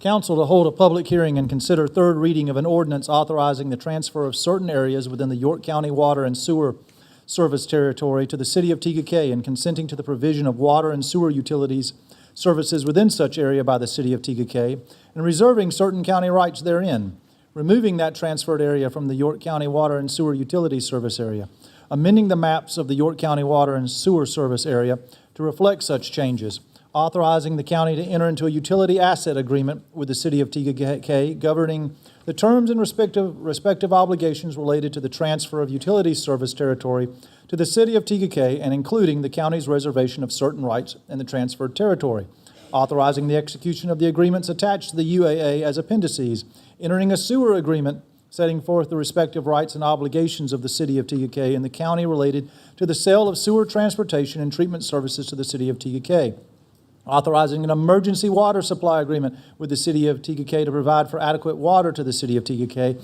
and authorizing designated county officials and employees to execute the documents necessary for the authorized transactions and closing contemplated therein, providing for a public hearing and providing for other matters related thereto.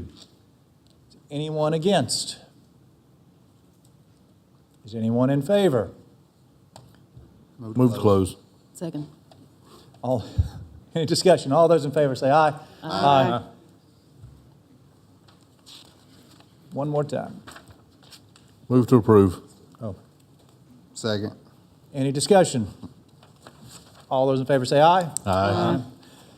All opposed, hearing none, motion passes.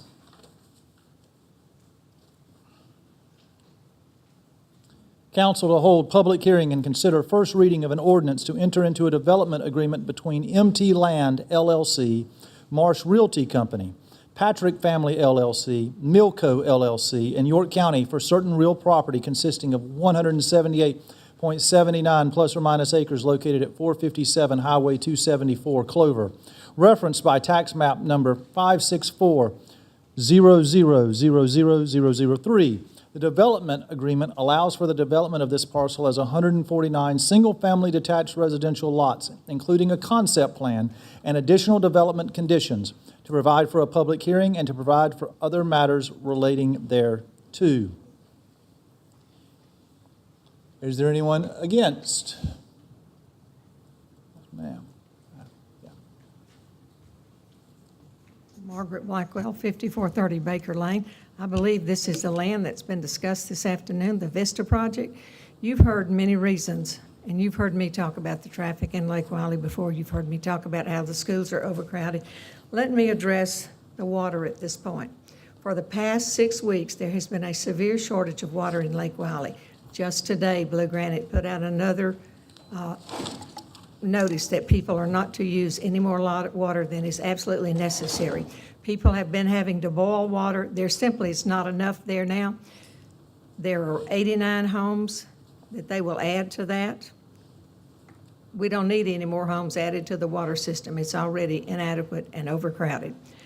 I will say also that when the developer bought this land, he knew that the zoning, or they knew that the zoning was for 89 acres. They went to the Planning Commission with a wonderful plan. The Planning Commission approved it unanimously and said at that time, we like this plan and please don't come back for more density. And in no time, they were back for more density now. And the Planning Commission voted it down. I hope that you will listen to the citizens and listen to the Planning Commission, which does not contain people, all people now who make their living off of new development and do what's right for us in Lake Wiley. Thank you. A lot of hands came up when I said against, so just come on up one at a time till you could come. Yes, ma'am. That's the point here. I think she hit the daily double. Hey, I'm Deborah Davis again. I'd like to say one thing, that we have been dealing with this a long time ourselves, and so have y'all. We've been told many, many different things, and there's been a lot of things that's been said that are untrue here. There was no mob mentality anywhere that I witnessed, and I've only missed 2 meetings. Only 2, and that was one time when he was in the hospital. But I think Ms. Love, she has tried to keep us informed. And the realtor and all that, the developer, they've been changing things up. All the time they're changing things up. First this, then this, then this, then this, and now this, this, and this. If we're going to keep the emotional part out of it, let's do. But the reality of it all is, all of us are emotional. Because, I mean, you're affecting our lives on Harper Davis Road tremendously. I mean, if you could, we're just farm people, and we farmed that land for years. His daddy and mama farmed it from the early 60s. We've had cows, pigs, chickens. We've raised our own food. We've raised our own cow feed. I know modernization's coming, but like I said before, just keep it fair to us. And we don't mind a $600,000 home across the street from us, as long as they stay to themselves. And don't come to my place and saying my dog's going to attack, your dog attacking me, because this has happened to us before in the past. So I know what I'm talking about. But they are going to affect our lives tremendously. There's going to be progress, we know that. But just that, get the facts straight and let us know what you're going to do, please. Thank you very much.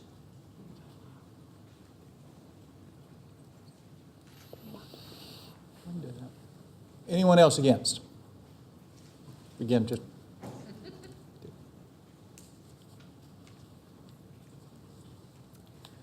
Good evening, Chris Frazier, 689 Sandbar Point in Lake Wiley. I know the public hearing is about the development agreement, which I get, and I've got it and read it. Mr. McCray threw out a couple more things earlier this evening about maybe some possibilities for this land. I'm just not sure why we're discussing or having the public hearing for the development agreement when y'all have not had the opportunity to have the public hearing for the rezoning or the discussion on the rezoning, which I think is 2 topics from now.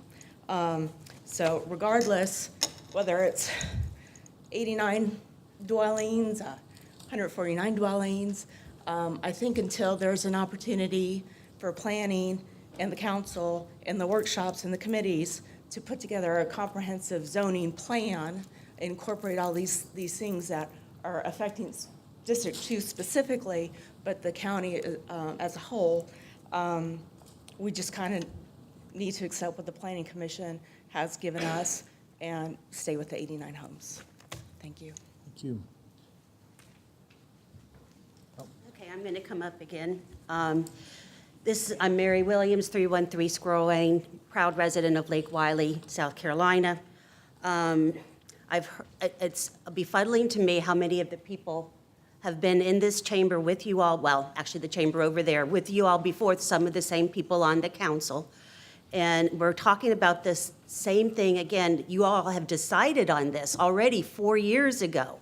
And why it just keeps coming up and wasting the council's time. Mr. Hamilton, you're new to this. Ms. Love, you live it with the rest of us in Lake Wiley. And it's all about what can we do to slow down the growth and the density. One tool you have is to not be rubber stamping or even the amount of consideration that has to go into rezoning that is going to make the property more dense. This is a simple issue that is in with your control for now. And I'm also going to say something about to Mr. Myers and Mr. McCray. They talked about the good of the county. Well, why shouldn't something that's good for Lake Wiley be good for the county as well? This is not good for Lake Wiley. It's a very specific piece of land that is an intersection where there's 3 roads that come together, and it's a disaster area already from a traffic perspective. The safety and the quality of life are my concerns as well. So is it the good of the county, and why can't it be good for Lake Wiley and good for the county? And secondly, Mr. McCray said, what is in the best interest? The best interest of the county. Well, I want to say, whose best interest do they have in mind? And that is my plea to the county, is to really think about who really is trying to drive this and what's their rationale versus the residents of Lake Wiley. And thank you again. I'm back. I just wanted to finish my thought because we only had 2 minutes. Like I said, I have a kindergartner at Crowders Creek Elementary. When we split and we made Oak Ridge Elementary, our projected capacity was about 5, almost 6 years. Due to all the growth, we have minimized that down now to 2 years. Okay? And that's just Crowders. And Ms. Love made comments of the numbers that was available, and I keep repeating myself and saying it's math. It's simple math. Okay? We cannot keep up. The schools cannot keep up with the constant growth. To take one of your comments, you're absolutely right. What you approve and what you allow affects the schools, affects our kids. This is not about what's going to be today. It's what's going to be, what's the problem and the questions are going to be for tomorrow. And it is about our kids. The gentleman that was talking about the pennies for project, I wish he would put the picture back up of what Pole Branch looks like right now, okay? It's going to look like that for another 5 or 6, 7 years if this development goes in, okay? That disrupts our world. That disrupts Lake Wiley. And as Perry has mentioned, it's a great plan. To use this gentleman's comments, I don't know what this age targeting means, but I know one thing about developers. Okay, when they say something or they're going to do something, the plan always changes in midstream because of economic factors, demographics, whatever it may be, expenses, and so on and so forth. So they may say, oh, we're going to put in $600,000 homes. What happens if the market drops? Those $600,000 homes aren't coming in. They're going to put something else in. And they're going to come back to you again and ask you for high density, and so on and so forth. And this is going to go on and on and on because none of us can predict the future. So as great as this plan might be, and as great as this might look great in Rock Hill and Mr. Rodney's area or Mr. Blackwell's area, it doesn't fit Lake Wiley, doesn't fit that particular intersection of what is already a disaster. And as we've asked you guys, have you guys gone there? Have you looked at what that looks like right now with the bluffs and Mills Creek and the church? Our church has grown exponentially. There is so much going on there, and now they want to increase their number by 50%, from 89 to 149 and so on and so forth. Again, it's about it should be about our kids and the future of what Lake Wiley is going to be like. And again, it is math. It's math. We cannot control, we cannot keep up with what's already on the books and what is coming down and being shoved down our throats. So I beg you guys to think about this in your chambers, use common sense, and figure out that this just doesn't fit Lake Wiley. It might fit York, it might fit somewhere in Rock Hill, but it just does not fit in Lake Wiley. And I also want to make a comment, one last comment with the attorney. What's best for York County? Well, what's best for York County is for this community not to be in Lake Wiley and maybe be somewhere else and be developed somewhere else. And I hope you guys take that in consideration. And thank you for your time. Yes, ma'am.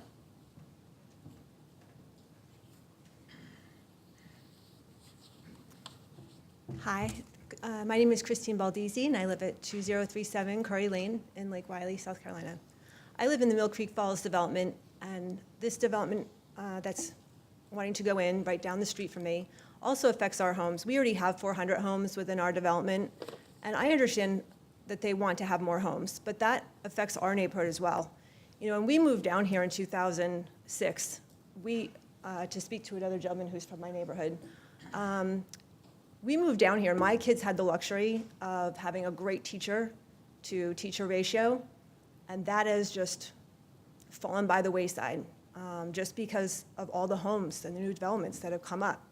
And you know, if we change if we have the change from 149 to go up to 149 homes, all these kids that are coming into these new developments, they're not going to have that luxury. They're not going to have that one-on-one with these teachers. And it's just a shame, because that's one of the reasons why we moved down here. We wanted them to have not such a crazy atmosphere of living up north. We wanted them to come down here and get some one-on-one contact with teachers.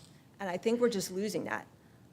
You know, there's another development which doesn't directly affect us, but there's 300 homes going in right at the very end of 274. That's going to impact our traffic also. You know, it doesn't affect our school systems, but it affects our traffic. And the roads are absolutely crazy right now. I live there. It takes me 45 minutes because I have to wiggle through the church. I have to wiggle through going past the Walmart. It's just insane. And I agree. If any of you had a moment to just drive through that area between 4 and 6:30, because sometimes that's how long it takes to get from Rivergate, I think you would understand how we all feel.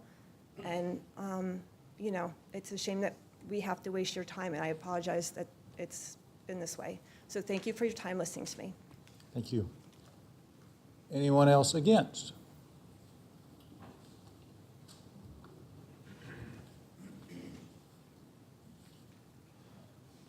Dorothy Johnson again. I just want to reiterate, it is very, very true that you probably should, I don't know if you have to absolutely have a vote tonight. If you went and took a look at this area yourself, you would see what horrible congestion it is. And from what I remember with the Pennies for Progress, they said there is no way to alleviate that intersection of 274 and 49 and 557, that they've done all they can. Right now, anytime I go to church or Walmart or Lowe's, there's so many near misses because the traffic is so backed up because there's only one left lane turn. And that lane is backed up through the entrances down to the bridge where the construction is. It's a bottleneck, and it's just very dangerous. So, you know, if you guys can just go look at this property, see for yourself what we're all talking about and objecting to. And before, when I said it was 4,000 plus homes, I just looked at my paper. It's 4,569 units already approved. You know, they signed up for 89 homes. Let them have their 89, and that's it. Thank you. Anyone else against? Yes, sir.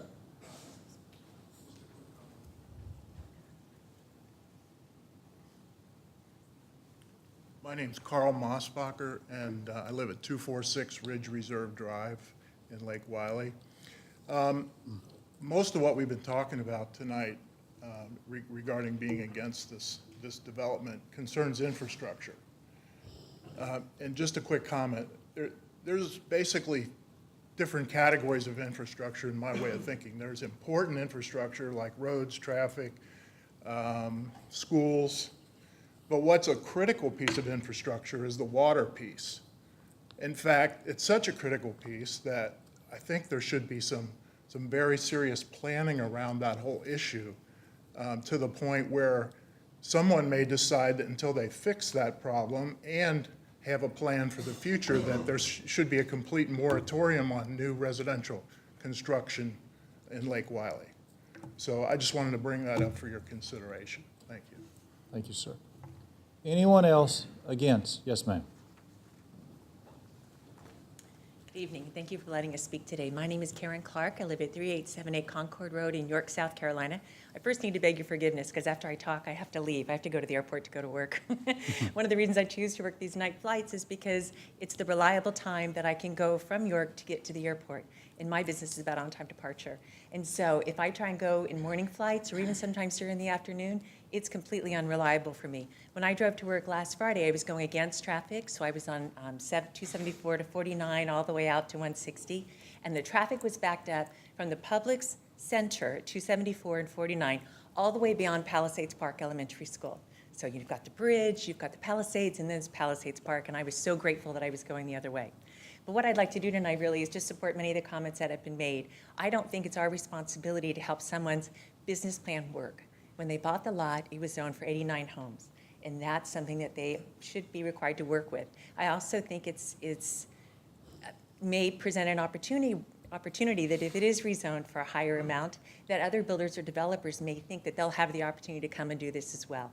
And it is taking an extraordinary amount of time on your part, as well as people in the community, to advocate to have the zoning that's in place stay as it is. Think of how many people who might be here tonight, but instead they're volunteering in their community. They're at their church, they're at their school. I think one of the nights that there was a meeting here, there was something in Clover School District, that they were addressing the issues of growth, and so people can't be two places at once.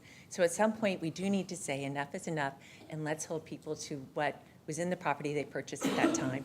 And I thank you so much for your time tonight, and I do have to go. Thank you. Anyone else against?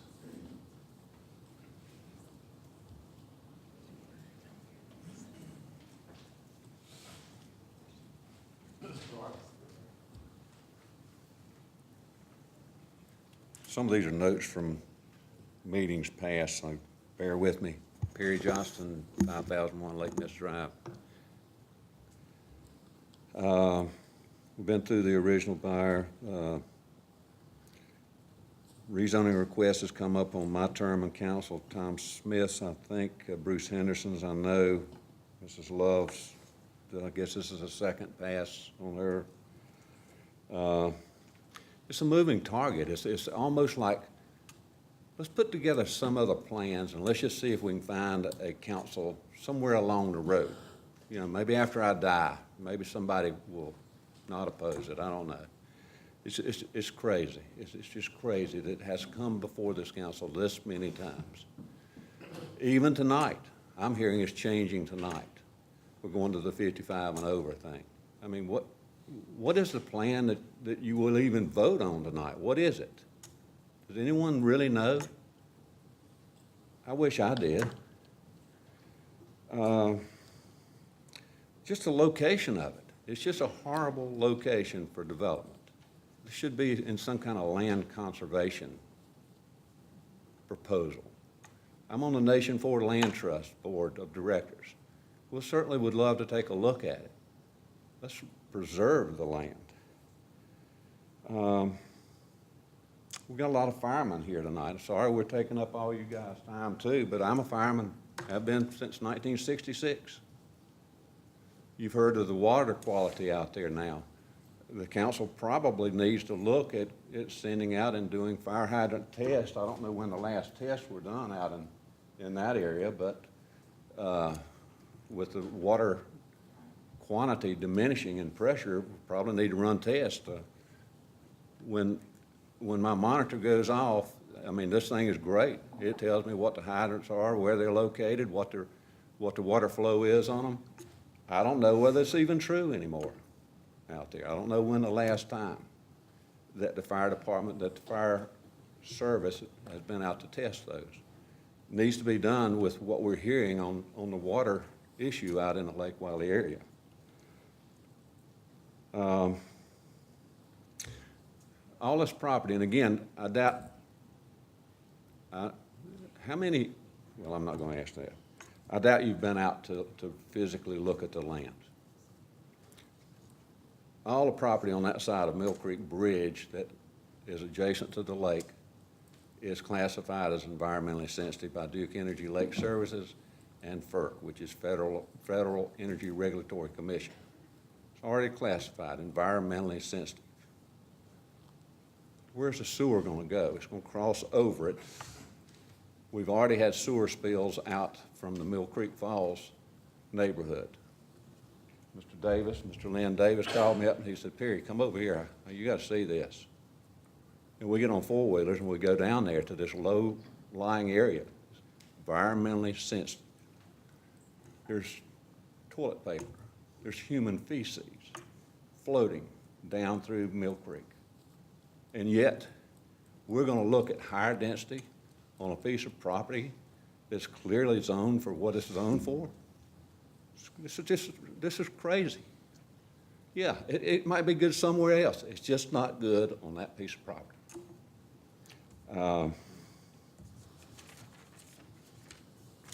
Excuse me.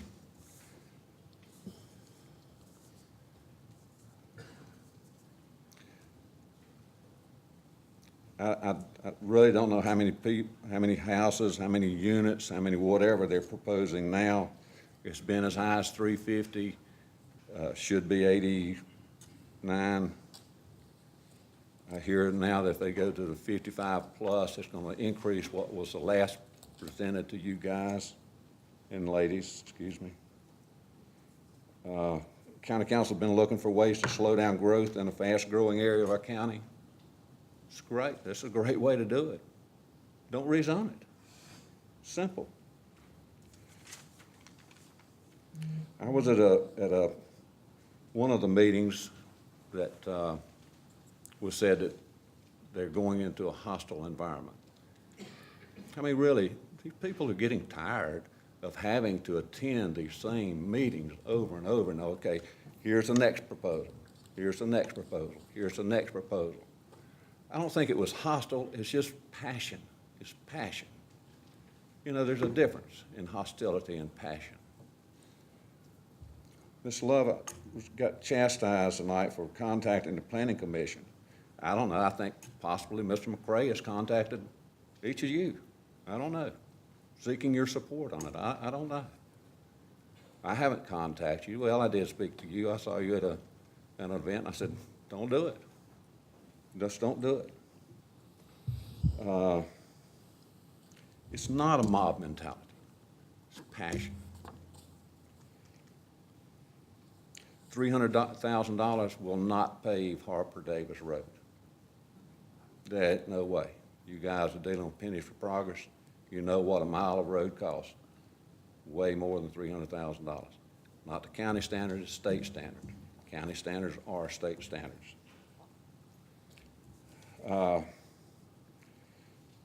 Gosh, I could go on, but why?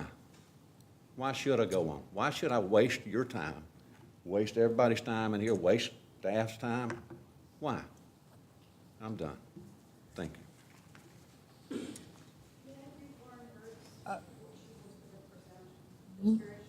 No, ma'am, if she were here, we would let her, but we will assume based on your comments that she is against. How about that? Is there anyone else who's against? There was one more. Yes, sir. Yes, sir. Mike, 4645 Harper Davis Road. I would like to address just a couple of issues that I don't think anybody's really addressed. I've lived on Harper Davis Road since 1984. And I lived out there a long time. I'd had no troubles. It was fabulous. It was the most wonderful place to live in the world, and I love it. And I'm gonna knock Mill Creek Falls development. It is right behind my property. They put 400 homes on 200 acres, I think. They're jammed in there tight, just like they're proposing to do. Since that project has been built, I have been broken into 4 times. I've had my shop completely cleared out of tools 3 times. I've had one of my cars completely demolished by teenagers from the neighborhood. I don't care what the price of the house is that you build. It can bring bad people into the area. $1 million home has just as bad people in it as a mobile home, which we were threatened with, that that's what he would put on that property if we didn't go along with what they wanted. Well, I live in a mobile home. Love it. It's paid for. I'm 63 years old. I'm raising grandchildren. So don't say just because it's 55 and up, it's not going to have children there that would affect the school system. That's not a guarantee. What I do, I'm just ask you all to please, and I don't mean just for this particular development. I'm talking about the county in general. Think of what is best for the quality of life for your constituents, for the people that want to move to York County because it's such a great place. And it is. The air quality in Lake Wylie is, quite frankly, terrible now because of the traffic. Cars sit there idling in lines and lines of traffic. I work 3 miles from my house. I work at River Hills Community Church. There's been days it's taken me 45 minutes to go 3 miles. That's just not right. Nobody should have to live under those standards. And I've had people tell me, say, well, if you don't like it here, just sell out and move. I've been there long enough. I love it, and I want to stay there, but I want my quality of life to be good. And I think you can do the right thing and vote against this expansion, or this rezoning, however you want to call it, and think about the people instead of the developers that are just worried about making money. Thank you very much. Anyone else against? Anyone in favor?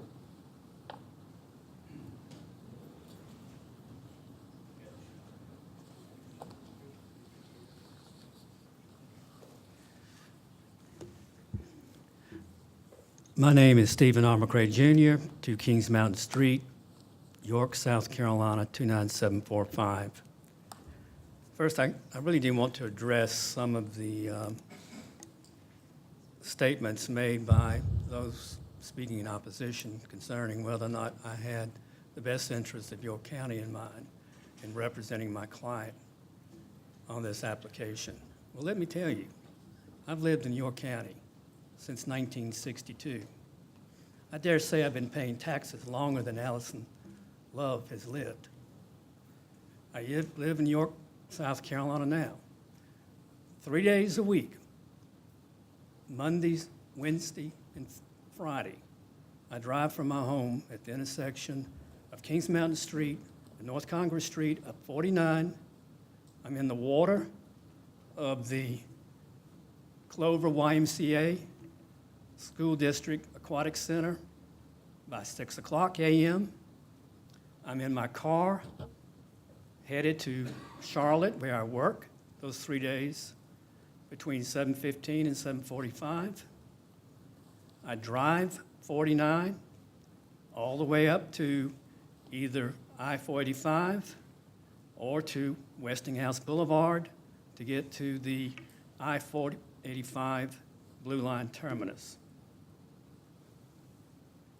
I don't consider myself a resident of Lake Wylie, but I use the Lake Wylie waters. I drink the water from the Catawba River.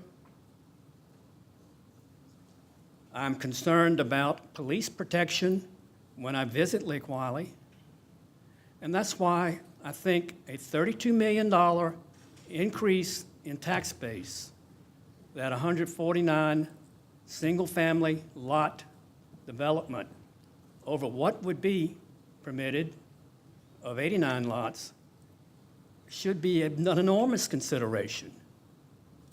not only for the Lake Wiley residents, but for somebody like me. Who's going to pay for the police protection? All these people who've already there. Are you going to raise taxes just on the people there? I really do sort of resent being told I don't have the best interests of this county in mind. I've been practicing law here for 45 years, and on Tuesdays and Thursdays, I'm in my home office, hoping to avoid having to drive to Rock Hill or Fort Mill, where I have business, but I can't avoid it. So, when I go through 49, from the YMCA up to the Buster Board Bridge, I never, ever have any problem merging into traffic. Ladies and gentlemen, we did not interrupt you. You will not interrupt Mr. McCray, please. I'm telling you from my personal experience, and I swear to God, I don't have a problem at that time of morning, which is considered peak hour traffic. Now, coming back, it's a different story. I certainly will agree with you on that. And I understand how people are frustrated when they're having to go through all the traffic of what they call York Road from either I-45 or Westinghouse or Carowinds or Steel Creek or Shopton Road or wherever they're coming from, where they work, down to the Buster Board Bridge. Before they get to Lake Wiley, they want to scoot on through.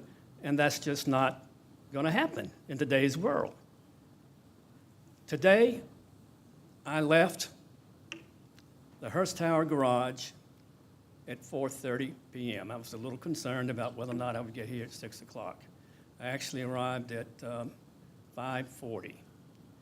I hit the Buster Board Bridge at 5:09. I got to the, what we used to call 5 Points intersection, 274, 557, 49, less than 10 minutes later. Yes, it was slow. But I'm really tired of hearing all the exaggeration about the traffic in this area. Any of these people who are complaining about it ought to try to negotiate selling these roads from I-77 to Indian Hook Road between 4:30 p.m. and 6:30 p.m., as I've had to do. They would wish they were back on 49 in Lake Wiley, or negotiate traffic on 160 on either side of Fort Mill, or Go Hill at any time of the day,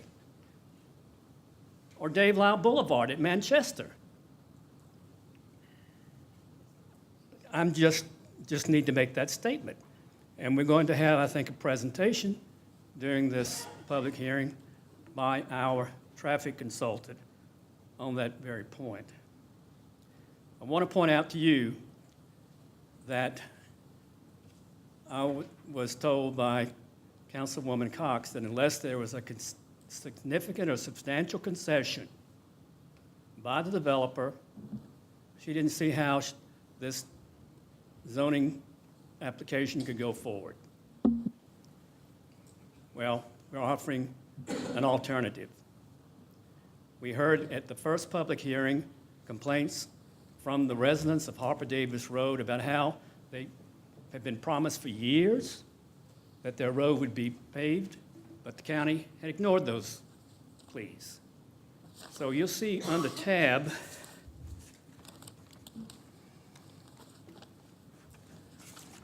7 of the handout,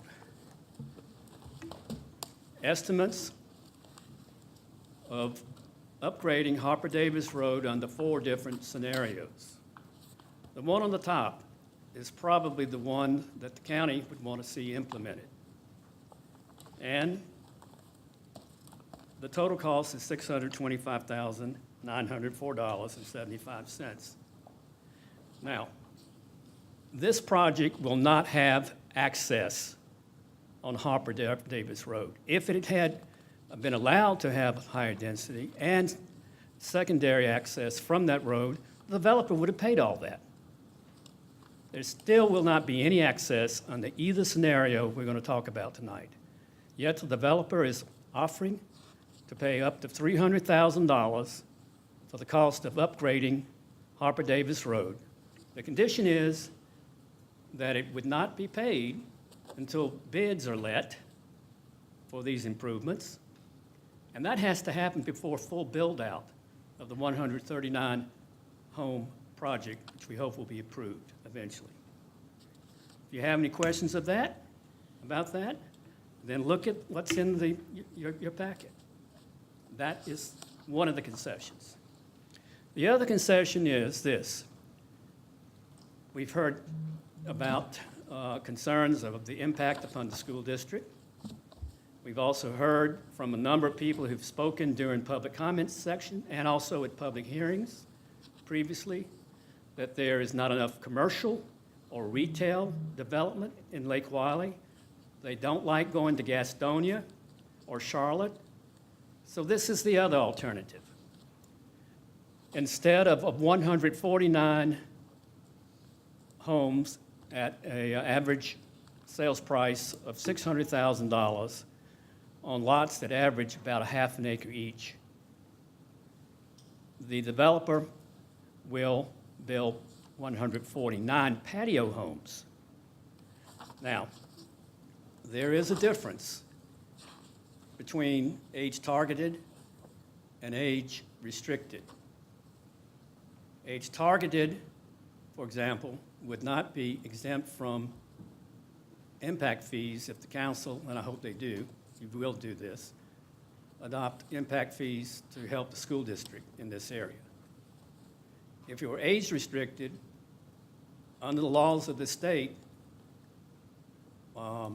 then those homes would be exempted from impact fees. Age-restricted means that the occupants must be at least 55 years of age. Occupants, not owners. And there is a provision in a similar ordinance in Fort Mill, which provides that if that restriction is violated, then the county can go back against that particular unit or the entire development and the developer and collect impact fees. The developer is still investigating whether or not there are a sufficient number of home builders who would be interested in doing age-restricted patio homes. I think you'll find that there are, because I know of the project in Tega Cay. The other part of this, and you'll see the plan under tab 9, shows a significant amount of more open space along the lake. Now, we've heard about water quality, the problem with the water service by Blue Granite Water Company. Under either scenario, the developer is going to be paying to Blue Water Company $1 million to upgrade the Mill Creek Crossing sewer treatment facility, as well as installing a $400,000 pump station. Does that affect water service? I think it indirectly does, because it eliminates the need to assess water users and therefore sewer users by that amount of money. Furthermore, it does protect the waters of Lake Wylie. I respectfully disagree with my friend Perry Johnson. I hope I would have a statement from DHEC regarding the preference, its preference of community water and sewer over private wells and septic tanks. Instead, I got a statement from the regional person that their general counsel had advised them not to make any statements, since it doesn't have any jurisdiction over community water and sewer, which is news to me. But I will tell you this, and this I learned from talking to the former planning director and the former planning manager. about 2 years ago, DHEC approached the planning department to express their concern about the number of wells and poorly functioning septic tank systems in York County. The Lake Wylie, as Councilwoman Love admits, has a substantial number of septic tanks in and around the lake. And it is logical to assume that all of them are not functioning adequately or are maintained adequately. Even with a high-functioning system, there is the ability of transference into the lake. There are currently high measurements of fecal coliform bacteria counts in the lake, and some of this, not all of it, but some of this is caused by existing septic tank systems. There's most definitely some correlation between the two. Reducing the number of septic tank systems would thus aid the effort of reducing this contaminant within the lake. And one other thing you need to consider about septic tanks use, they may function fine now, but what happens in 20 years? So someone asked about that issue, and I'm addressing it directly. The other component of this alternative is commercial development. The concept plan you have before you shows up to 39 acres would be for commercial. At the present time, we would state that it would be all uses in BD3 except multifamily, and we will refine that before there is second reading or before third reading on the development agreement.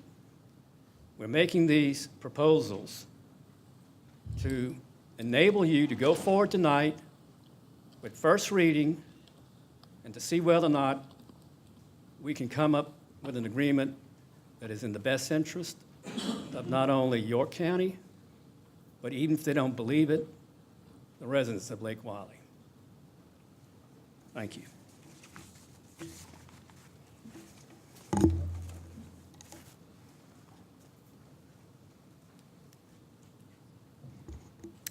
Hello, my name is Amy Massey, and I'm with Kimley Horn, located at 200 South Tryon Street in Charlotte. I am a licensed professional engineer in South Carolina, and I'm also a York County resident for over 20 years.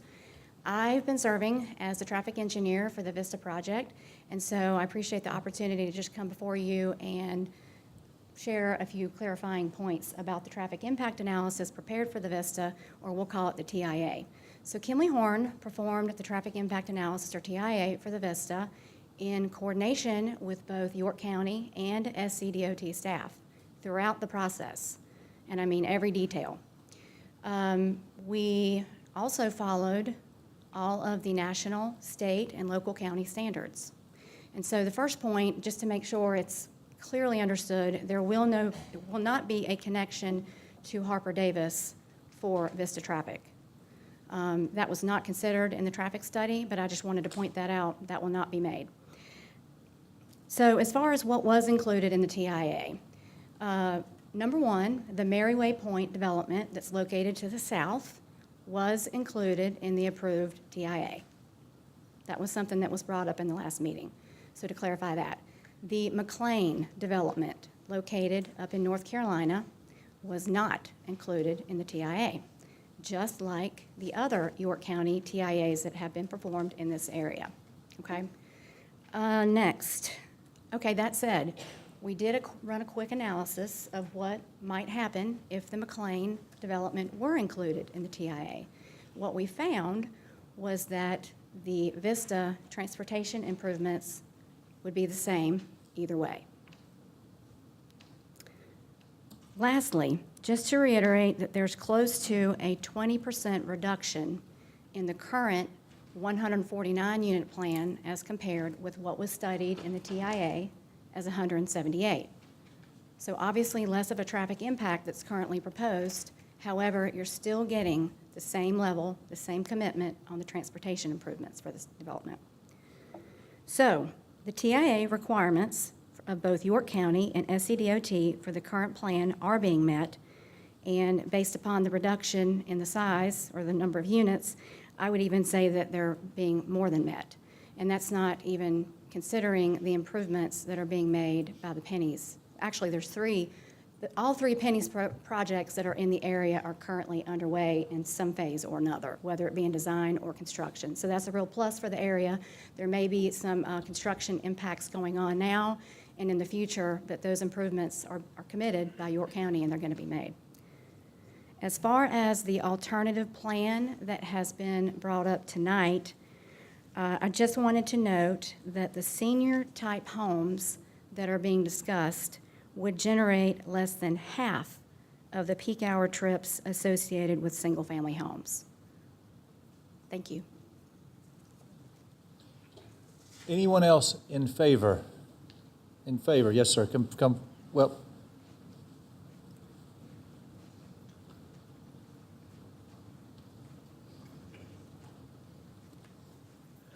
Good evening. My name is Bailey Patrick. I live at 267 Hempstead Place in Charlotte, North Carolina. I am one of the original owners that acquired this property however long ago, many years. Certainly there's a lot of frustration in the room at multiple efforts to rezone this property, and I am clearly one of the guilty parties for signing contracts with potential builders or developers to allow them to try and come in and rezone this property. There are laws that govern that, and when you're defeated and turned down, you have to wait a certain time period, and certainly we've been aware of that. I think that from my honest perspective, I feel like as the process has unfolded over the years, we have come up with better proposals. I believe Perry referenced 300 units way back when. Well, tonight, we're talking about 149 units versus 178 acres. So you are less than an average of 1 per acre. The reason that I feel like this is worth your consideration is we could come in and do a development on 89 lots. And there's no discussion per se. There ordinance that govern that, but it's a by right density. And you can do that without having to make a lot of other potential improvements. We feel like by incrementally increasing the number of lots from 89 to 149, that will allow for the developer to do other things that are a benefit to the community. And that the trade-offs for that, and by trade-offs, I mean you have leverage and the council has leverage and you have the ability to extract things from the developer in return for that approval. Things like a $300,000 donation towards paving Harper Davis Road. Perry, maybe it's not enough to pave it, but it's $300,000 that's not there today. It's one step. And what I heard was over $1 million worth of upgrades to the sewer system and pump station. So those are things to consider that when you vote this down, if that's how you choose to act, you made the decision that those improvements were not as good and that we're worse off by increasing the lots from 89 to 149. And to me, that's not how I would vote as a sort of a citizen of the area, but, and I think the well and septic and the impact on the lake, I think that's something to consider.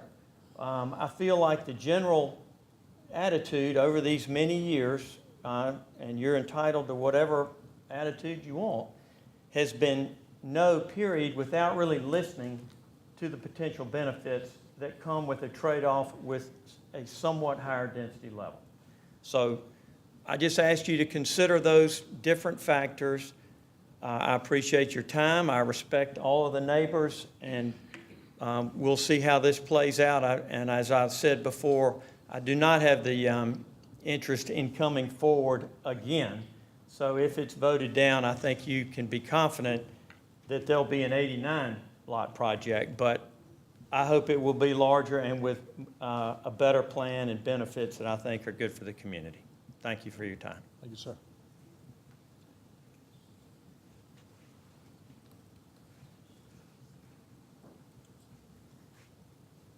Hey there again, Charles Myers, 141 Providence Road in Charlotte. I heard a lot of the same sort of questions coming back as though something was not clear, and I want to make sure everybody knows this is 149 homes that we're proposing on 178 acres. The neighborhood I live in is not that big of acreage per home. Maybe that's, I mean, I don't see any neighborhoods around us that are like that. Would you mind, council, if you would raise your hand if the neighborhood you live in is more than one home, I mean, less than one home per acre? 1, 2 out of 7.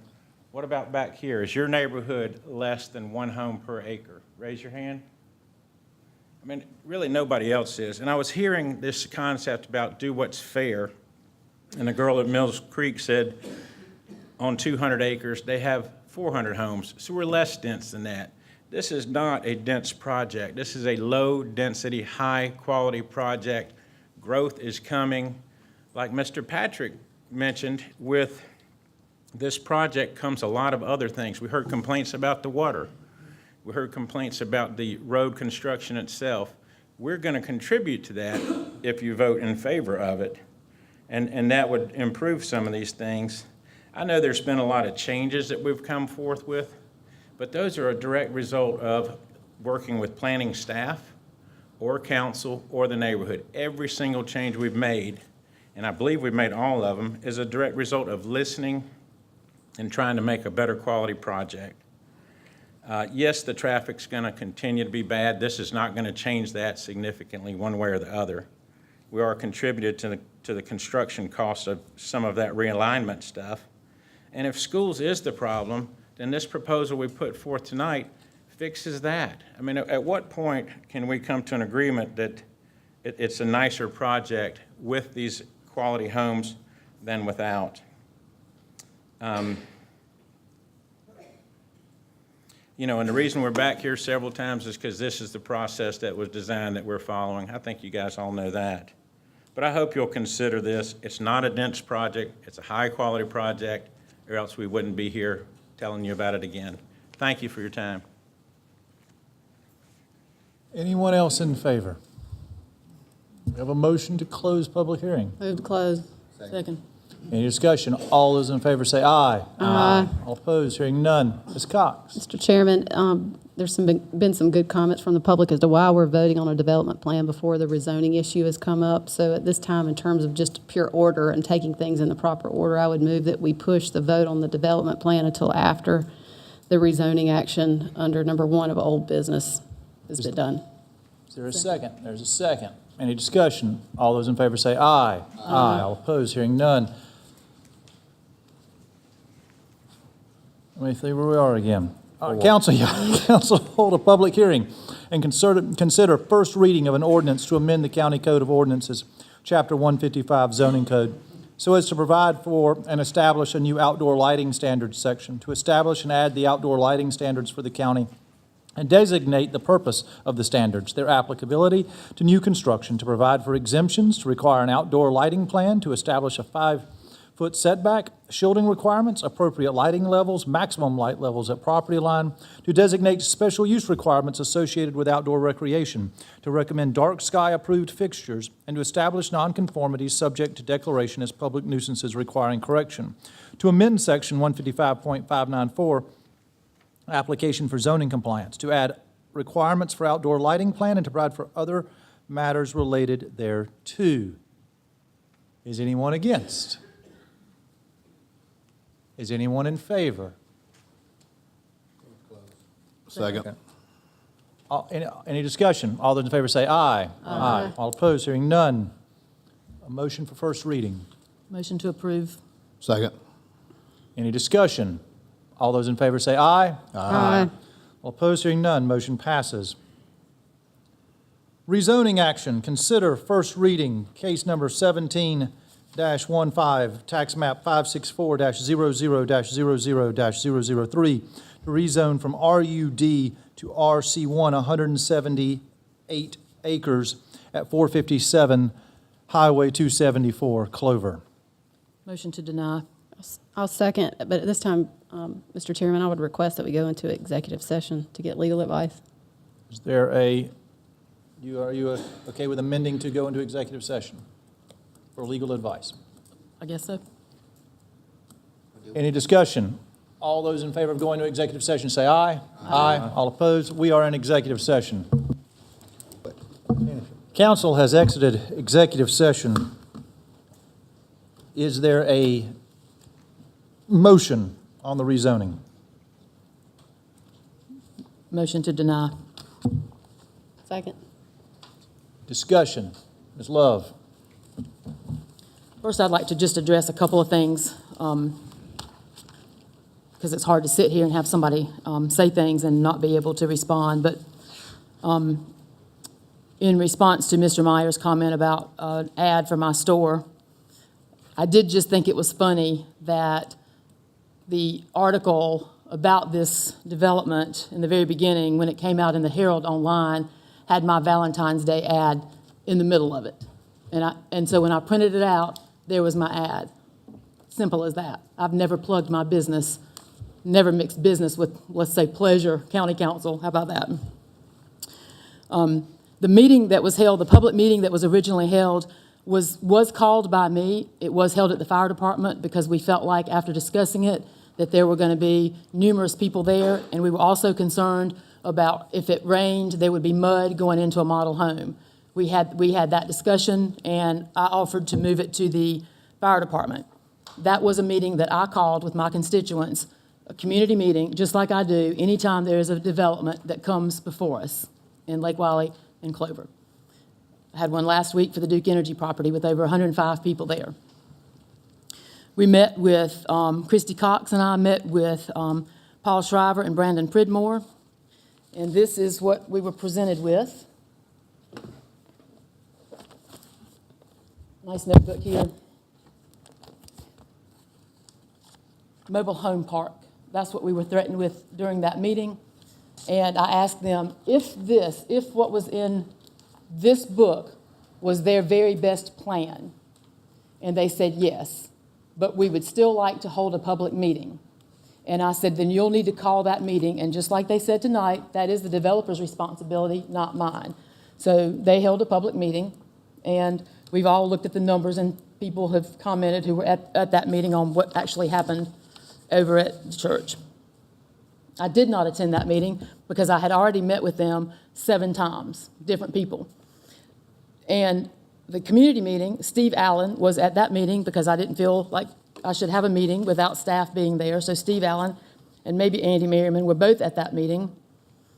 There were people in the audience that night who I later found out were there asking questions of me and the county, who were actually in relationships with the developer and the salesperson, Mr. Myers.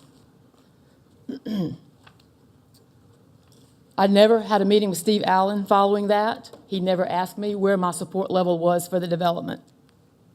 I never asked to pull the USB back from this property. I asked to pull the USB back at Parham Road.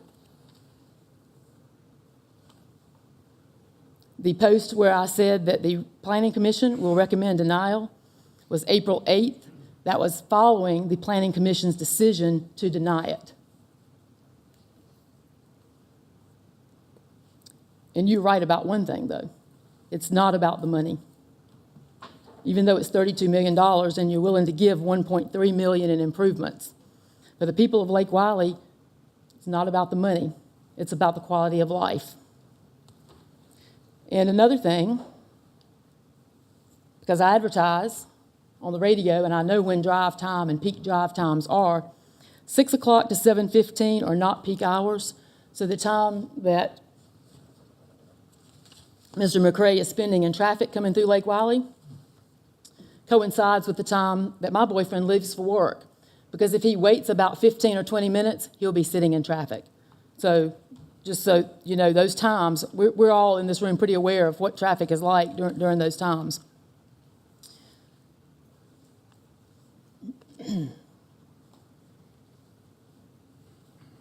Just want to be sure I covered everything.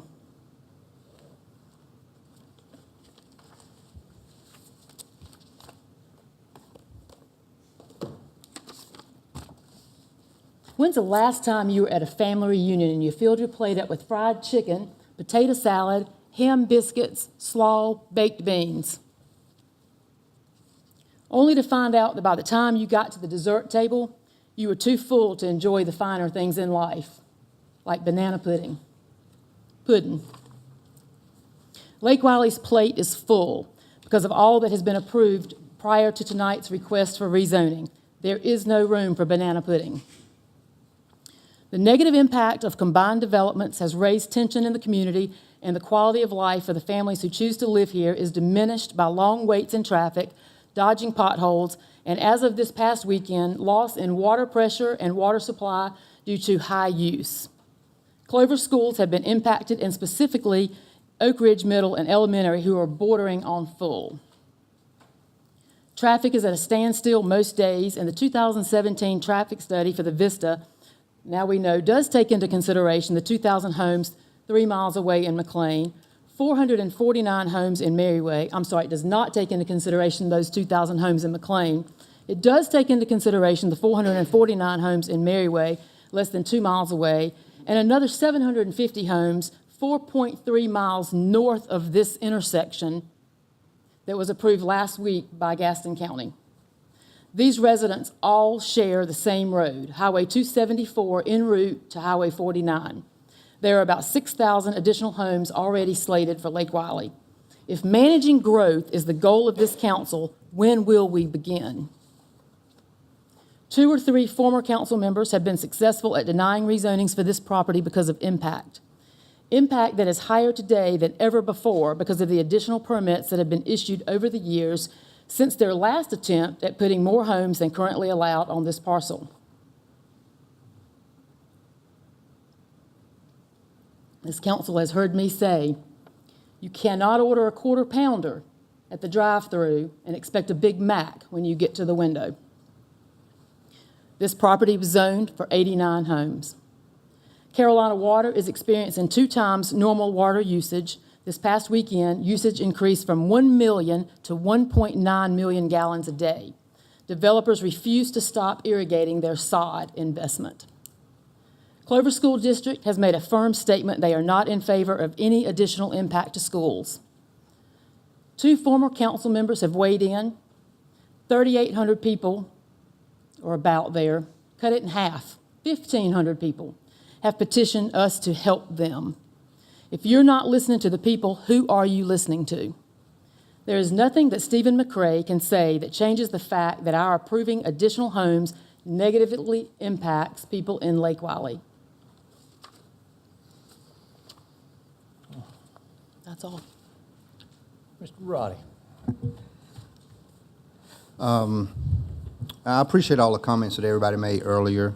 I think those of you who were here last time know that I supported the project based on what the comp plan says, certainly taking into account the tax implication, the quality of the bill, smart growth, obviously looking at $600,000+ homes, you don't find that too readily around York County.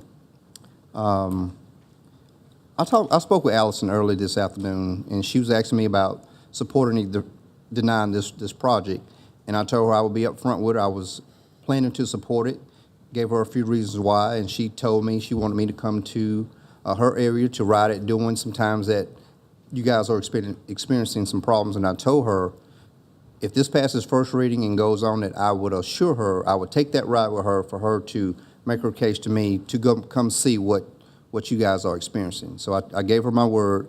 I was going to support this project tonight, but I gave her my word. I will take that ride with her for her to show me what the real concern is in real life time, because we all get these staff's approval on paper.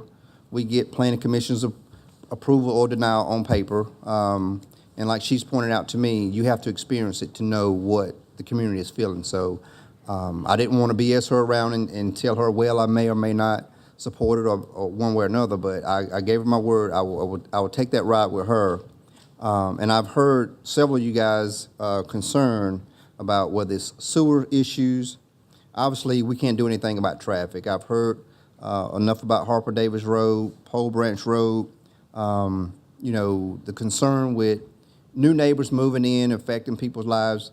And one comment that stood out, I'm guessing it was 400-plus homes in Mill Creek. You know, I can only imagine when the developer was trying to put in 400 homes, what they went through. And I always tell people, we sit in a very difficult spot because at some point, a rezoning probably had to happen to build your home. So let's think about that when we're also trying to balance citizens' concerns versus, some people say big business or developers. I look at it as some of these people are stakeholders, because whether it's a Walmart come to town or a Lowe's or someone, yeah, it's about money, and no one's going to put a project on the ground that doesn't benefit them financially. So that's not a bad thing. Profit is not a bad thing, because when we all go to work on somebody's job, that company's making a profit off our labor. So we can't downplay what a profit means in this world, because no one does it, a project or builds a business or anything, without first thinking, how can the financial benefits be on my side of the table, as well as what I'm seeing with this development, some community benefits as well. You know, we sit up here and we have the opportunity to try to leverage or balance what's good for, whether it's a developer, and what's good for the community. And we try to make sure we do something that puts some benefit on both sides. Now, if it was always, hey, the benefit is on the developer side, then we'll all be wrong. If we always sit up here and said we're voting no every time a citizen comes up, we'll be wrong with that as well. And I told Allison just today, and she'll verify this, every time we have a rezoning, we're gonna see people that come up and say they don't like this for one reason or they don't like that for another reason. It's our job to make sure that we try to balance something out to where the community benefits and who's petitioning benefits, as well as making sure we look out for how York County as a whole plays in it. It's not always one-sided. You know, I resent and I hate to hear people come up and say that we're just doing what developers want to do. We're just doing what builders want to do. That's not the case. The seven of us, whether you're for or against it, we try our damnedest to balance this out, because so much is at stake. You know, and to think, even if we turn this down, the additional 60, 70 homes, there are going to be another 60, 70 homes built somewhere in the Lake Wiley community. And what our job is to make sure that we have some kind of balance to the point where if we don't approve this additional 60, 70 homes and we approve 60, 70 somewhere else, that may be, when we've all seen an article in the paper that we're trying to strike a balance on what it costs to provide in services to the county to make sure that other taxpayers are not absorbing the cost to provide these services. So if we go over here and approve another 60, 70 homes that come in at $150,000, we've just done a disservice to the rest of the county, because these other 60, 70 homes is not going to provide the tax base that helps pay for police, fire, medic, and other school district services that the tax base has to provide. So we're charged with a very difficult situation to make sure we try to balance these out.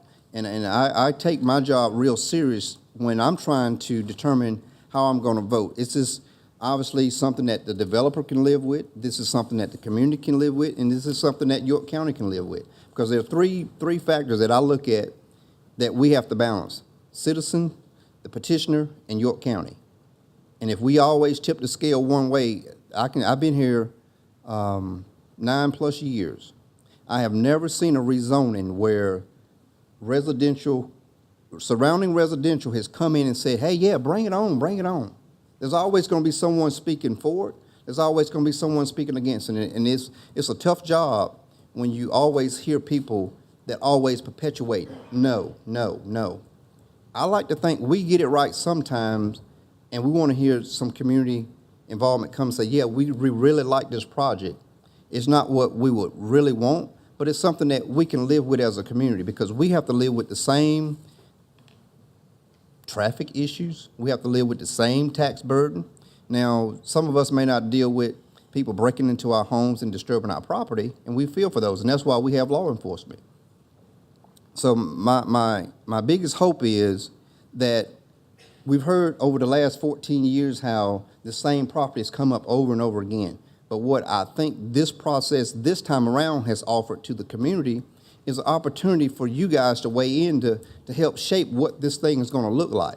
Maybe 14 years ago, it wasn't proposed as a $500,000 plus investment. Maybe you didn't have the opportunity to weigh in on some of the community amenities that could go into this project. And I'm not saying that once you do get together, you always agree with it, but I think the opportunity that this developer has put on the table is an opportunity to work with them to shape what you guys are gonna see in your community.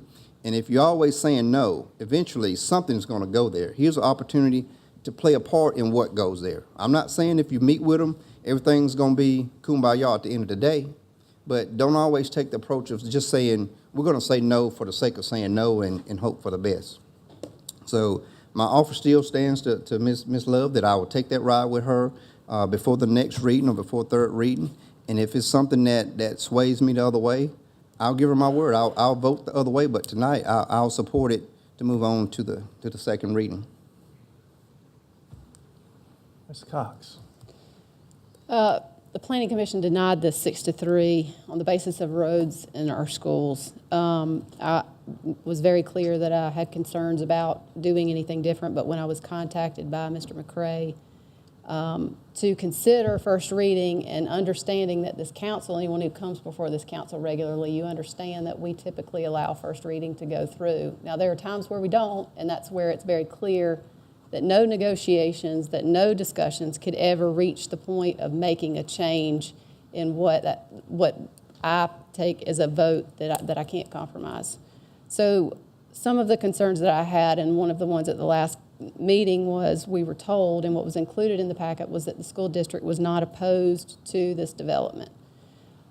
What came up at the last council meeting raised concerns about whether or not the school district had in fact been given enough information to make a decision, or if their statement was not according to what they thought. And this decision is not the school district's to make. I take full responsibility for the vote that I take, but it was important to me to understand that, given what the PC had done was based upon those two issues, roads and school.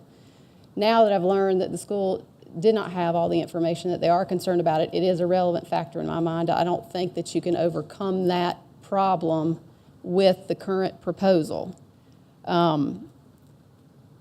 But I will say this, and there are a few things that are a concern. The comp plan is extremely important. Everyone sitting in this room, it's as if nobody, and it's a learning lesson. So I encourage you to go out to the folks who you live with and say, when this comprehensive plan comes up, and we have to make decisions, because Ms. Love sat on the comprehensive plan committee that approved the comp plan that talks about this area.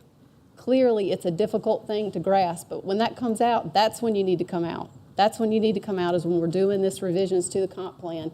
We need people to come out and do that. I think, Perry, you said, has anybody stepped their foot on the ground? No, but when this comp plan was passed, everybody had their chance to come out. And so that was a concern for me. Having said that, though, I just don't think there's any way under this proposal that I can agree to put more density in an area that is struggling and where there are safety concerns and where we have schools that are overloaded, especially with the letter from the schools. I just don't see any way to overcome that. I did say, and I was very transparent out front, and I do want to say this, Mr. McCray is a good lawyer. I don't know how this got personal. It doesn't need to be personal. Mr. McCray is a good lawyer. He's lived in York. He's invested in York. He's a good man. I did have a meeting early on with the applicant that troubled me as to why you're trying to allow manufactured homes come in. Don't tell me you're going to do that, but I think Mr. McCray has made some good arguments. But with respect to the concessions, I was hoping that the concessions would be something of a reduced density, and I don't see that.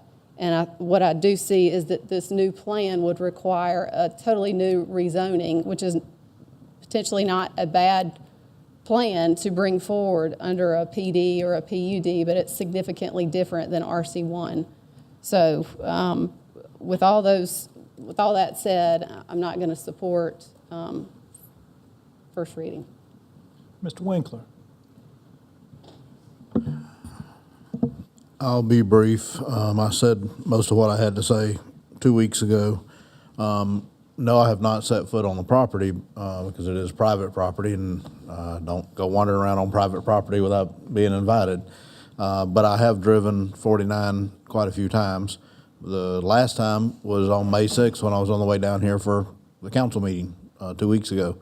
I had been at Lake Wiley Marina trying to get some paperwork done on a boat that my wife wanted that used to be her daddy's, and she didn't want to go to somebody else, so I have a boat in my yard now. So hopefully I'll get to put it in the lake one of these days. But so I did make that drive. So yes, I've driven that on a number of times. I have some clients up that way and stuff. But I have pretty consistently voted against killing anything on first readings.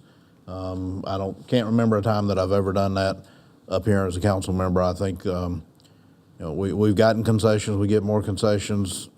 I've got questions about this dual process of the first public hearing and the development agreement and stuff. But I would hope that if this goes through, I will support it on a first reading, and hopefully I can get those questions answered, because I'm still a little unsure of that. We talked a little bit in executive session, but as far as how the dual process works, I haven't been around for a planned development agreement yet. So this would be the first one, if it goes through, that I get to be a part of as a council member. So at this point, just based on trying to be as consistent as I can with what I've done for the last 4 years, I will not support the motion to deny on first reading. So. Mr. Hamilton. Well, as a couple folks have mentioned tonight, I haven't been up here very long, but I would hope that this doesn't become the norm with our hearings here sort of devolving into he said, she said, and lack of focus on the merits of the actual project. Sometimes it can be difficult to focus on the issue at hand when that's sort of going back and forth. I commend the developer for making the concessions that they did. I think they did listen to the folks that came to speak at our other meetings, took the traffic issues into concern, took the school into concern, and were willing to make some concessions that I think go a very long way to reconciling those. However, I don't think they go far enough. Like I said, I don't know if there can be a meeting of the minds in this situation. Everyone came to voice their concerns. I think the people have spoke. And frankly, I think the dual track is somewhat problematic in and of itself, and it may rise to the level of a substantial change that I don't want to understand why a dual track would even work here. I mean, we may need a separate submission in order to consider some of the things here, including the proposed amendment for a commercial addition. So for those reasons, I'm just still not supportive. Dr. Black. Anybody got an Advil? But I've already taken them all. yeah, I think I've used a couple right now. Obviously, this is serious with anybody that lives near there. If I lived right beside it, I probably would oppose it too. But when I was elected to this position, my biggest obligation was to make sure everybody gets treated fairly. And that's why I got into politics, because I wanted to make sure people get a fair shake. And that includes businesses too. And when you look at the merits that were mentioned of this rezoning, it meets the comprehensive land use plan that was proposed, that we all said at that moment, we got to stick to it. Well, it meets it. It meets the TIA requirement. The study was done, it meets it, especially with the Penny's Progress finishing the roads. It is a high-quality subdivision with low density. The school issue kind of bothers me a little bit, because I was a hearing officer for the State Board of Education, and I'm not too happy with how this has kind of evolved a little bit. I mean, a month ago, we get a letter saying, well, they're okay with it. And then whatever the week or two after that, there's another letter that said, well, we didn't realize it was originally 89, so we oppose it. Well, that's not saying if it's a hardship or not. It's saying we'd just rather have less homes, less students. Well, I get it, but your original letter said you could deal with it. That bothers me. It was made political. That's improper. It's environmentally friendly. It's less burden on the lake. And I get the traffic. I understand completely. I mean, I'm an old Rock Hill boy. I ride out there to the lake or whatever. I understand the burdens. I'd complain too. But I get the impression we want no growth there. And per what I said at the last meeting, if Allison wants to propose a moratorium or an overlay. No more residential, no more businesses. I support it 100%. But we got the rules that we're dealing with right now. And with those rules, I have to make sure I'm fair. And I show integrity to the process, because frankly, I'm very concerned now about the integrity of the process. So that being said, I'm not going to support the motion. This, and I agree with Mr. Hamilton, this devolved into a he said, she said, and the merits of whether this should happen somehow got lost. And that is a loss for the process. That is not only for the development, but for the process. And I wish it hadn't gotten that way. And I will remind all of us, whether you're in the crowd or you sit here, this may feel personal, but this is our job. This is something we have to do, and we should never attack anyone in the public, and the public should not come after us individually in a meeting. And certainly there are times and forums to do that. I go out at least twice a month and speak to HOAs. And I ask the same question every time. Raise your hand if you've lived in the Fort Mill TKK area for longer than 10 years. Not many people raise their hand. Some over there raise their hand. Very few people when I go to my HOA meetings say that. And my response always, and this is typically after we've had some discussion about growth, my response always is, well, folks, you're the problem. You moved here, and now you don't want anyone else to move here. There is no magical gate to shut behind us now that we're here.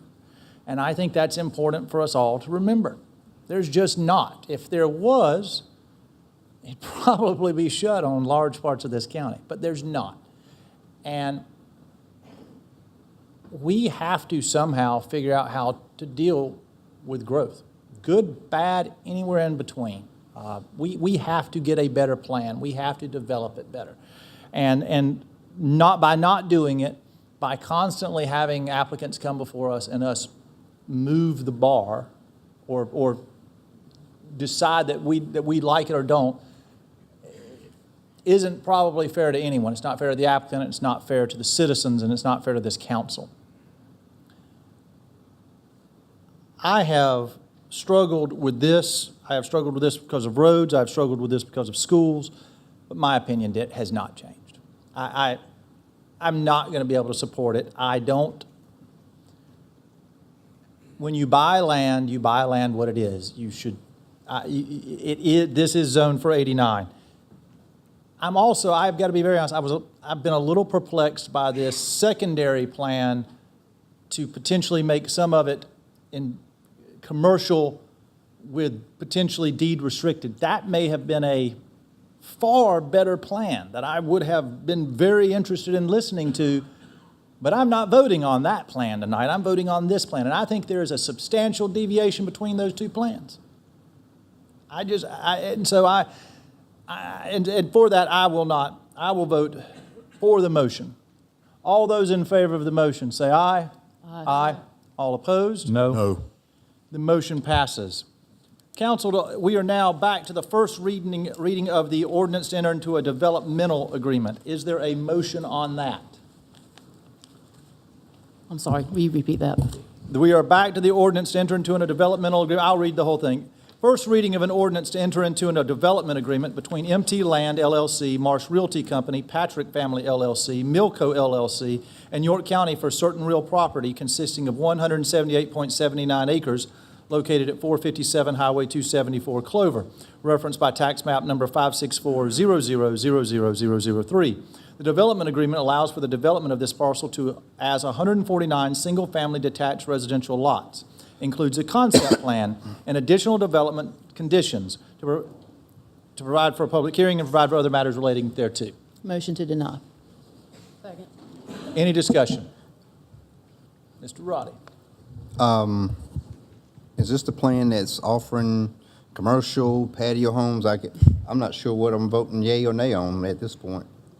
I believe this is the plan that is tied to the rezoning, which just failed. lost. Right. Gotcha. Okay. Gotcha. Any other discussion? All those in favor say aye. Aye. All opposed? No. No. No. Motion passes. Council to approve a memorandum of understanding among the City of Rock Hill, South Carolina, York County, South Carolina, and the Cultural and Heritage Commission relating to the one-year evaluative process for the operation of an African-American Cultural Center in Rock Hill, and to additionally authorize the development of the related site manager job description and its advertising in advance of the upcoming fiscal year. Move to approve. Second. Any discussion? Mr. Chairman. Yes, sir. I just want to speak to kind of what's going on with that. We're coming up probably about on a year now where this idea kind of came up as a option or exploratory situation. I've met with Carrie Tilley. I've met with Ms. Gladys Robinson, who's sitting there. I've met with Mayor Geddes. And what this is just an exploratory option to see what viability would this center have, and how would we run it? How would it fit into Rock Hill's story? How would it fit into York County story? And what this is doing is just putting someone on staff to do its due diligence to bring back to the museum, to bring back to Rock Hill, to bring back to York County, what this would look like, how it would function, and if this is something that we can move forward with. Then this council, the museum, and Rock Hill will have to come back to the table to say, hey, this is our part, this is your part, this is how we can make it all work. So I support the motion to put someone on staff to do their due diligence, to come back and report to the museum, as well as us, as well as Rock Hill, to see how we move forward, to see if we can make this a reality. And Dr. Michael. this goes back to the Knowledge Park proposal that, and Carrie and I have talked about this a little bit. I wish this had been part of it too, the Knowledge Park, because all we're talking about is just to evaluate to see what good would have come of it. If the facts and the consultant had proven that it's not the right thing to do, but to not give that some chance of consideration is a little bothering to me. Hope you'll kind of work that out somehow. Anyone else? Mr. Hamilton? I just want to second Britt's comments. What I know about Knowledge Park is there will be thousands of people visiting that area through the Rock Hill Athletic Facility on a weekly basis in the very near future. And there's an opportunity there to market our wonderful historic assets in our county to people and expose them to our history, which I think we should be proud of. I think it would be a failure to not consider a way to do that. So I would encourage y'all to attempt to figure out a way to look at that. And at least just really explore whether or not there's merit there and do a real cost-benefit analysis. That's all. Mr. Shanahan? Yes, sir, and just so everybody knows that there would be this phase of this process, there will be no cost to the county at all. It'll be borne by the museum and by the city of Rock Hill. Thank you, sir. Any other discussion? All those in favor say aye. Aye. All opposed? Hearing none, motion passes. Approve the coroner's request to apply for and accept, if awarded, the Paul Coverdale Forensic Science Improvement Grant in the amount of $80,371. This is a non-matching grant. Move to approve. Second. Any discussion? Bill Mr. Shanahan? Yes, sir. This is a one-year grant, and at the end of 1 year, there's no cost to the county at all. But at the end of the 1 year, this could go away. Historically, they normally go on for about 3 years. After looking at this, my recommendation would be to approve it with the understanding when you advertise it, you advertise the position for 1 year. So if it goes on, we can keep them. If it doesn't go on, then the individual hired understands that up front. Thank you, sir. Mr. Roddy? And I see Miss Sabrina sitting out. I just want to let you know I did try to return your call.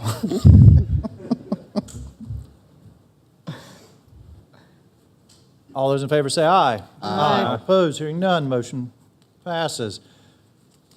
Justice and Public Safety Committee. Well, we met Friday at 3 p.m.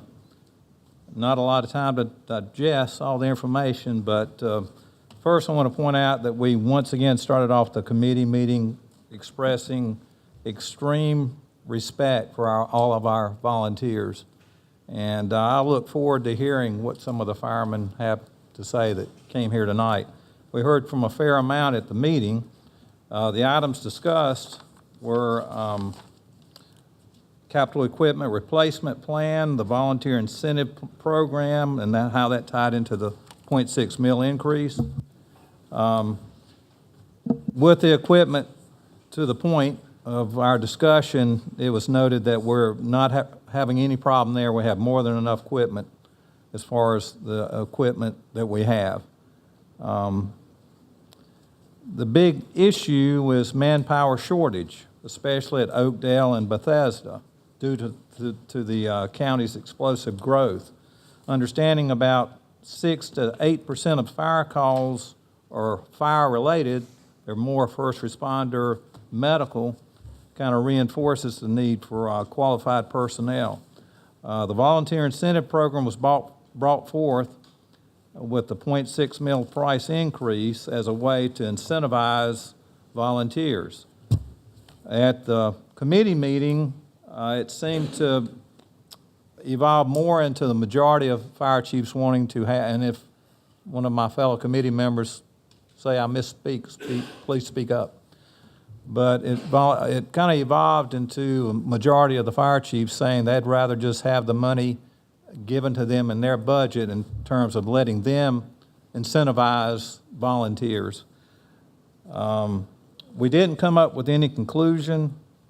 One fireman at least offered the Lancaster model, where we have a brigade of 8 to 10 firemen that are sent to where they're needed with the colors of the county. Seemed to be a very logical proposal. There is some concern about it looking like we're trying to speed up the 10-year study, and that's not what we want to do at all, but we have a tremendous manpower shortage issue, just as the bill at Oakdale, and we've got to address it. There was some concerns about the volunteer incentive program. Well, how is that going to, one, can you incentivize them when they're already volunteers at that same department? And then if you're going to send them to another department, do we not already have that cooperative working relationship anyway? So there is some concern about doing the same old, and we still have the problem. So I guess to wrap it up, I'd say that per Mr. Merriman, who heads this for the administration, it's at a point where either we want to up or down it one way or the other, and just he'll take it from there. Mr. Winkler. If I could, just something that I learned in finance and operations this afternoon, and sorry if it was going to be in your minutes maybe, but since I was at that one, is, and please correct me if I'm wrong, Mr. Merriman, but I believe we were told that the issue of them being able to volunteer in their station where they're a paid employee has been addressed, because that was one big concern. So.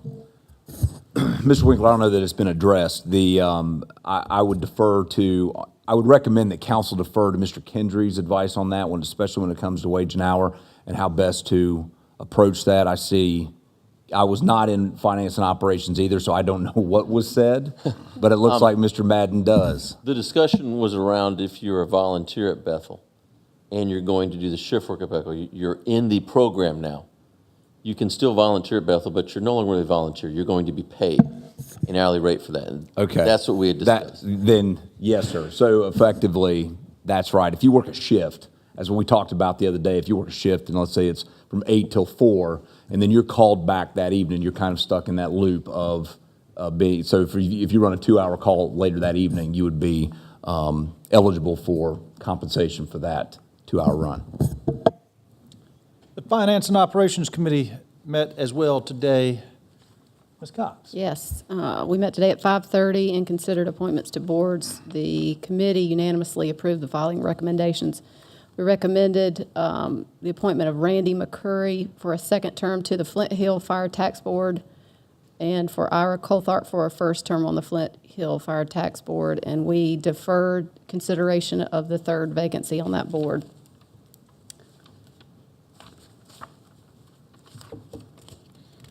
With the Newport Special Fire Tax District Board, we recommended consideration of James White for a second term and William Mitchell for a second term. And we considered the applications under York County Forever. In District 3, the recommendation was to approve Donald Mitchell for a first term and Stephen Hamilton for a first term as ex officio. And we did discuss the issue of the fire, and that was already handled. There we are. Council member, new non-agenda comments. I can't imagine you would really want to talk. But go ahead. I got a few more left in me. Real quick, I met with Jimmy Bagley and John Taylor today, and I think I'm already mentioned to you, but I want to make it known publicly to the rest of the council. We met to briefly discuss the recreation fund, and I told him that I would bring it to council to see if we can schedule them for one of our workshops on Tuesday nights that we've been scheduling, so that we all can learn kind of what the process that they're dealing with and what they're going through. And as we all know, and I told them up front, if we can't grow that pot of money, it doesn't matter what kind of formula we come up with, they're still going to be locked into the amount of money that they're receiving. But maybe we can have a workshop, get a better understanding, so that if we are able to grow that pot of money, then we'll know how to best formulate and deal with it. The next point is, I want to piggyback off something that the gentleman spoke on earlier with, I think it was Spears Construction, as to how we could best serve our local contractors. I've been preaching this for years up on council. How can we best utilize some of our local talents, especially when they've come so close to a bid within a certain percentage? How do we work with them? I've said it many times, Rock Hill has a provision that they give their local bidders the opportunity to match the lowest bid if they're within a certain percentage.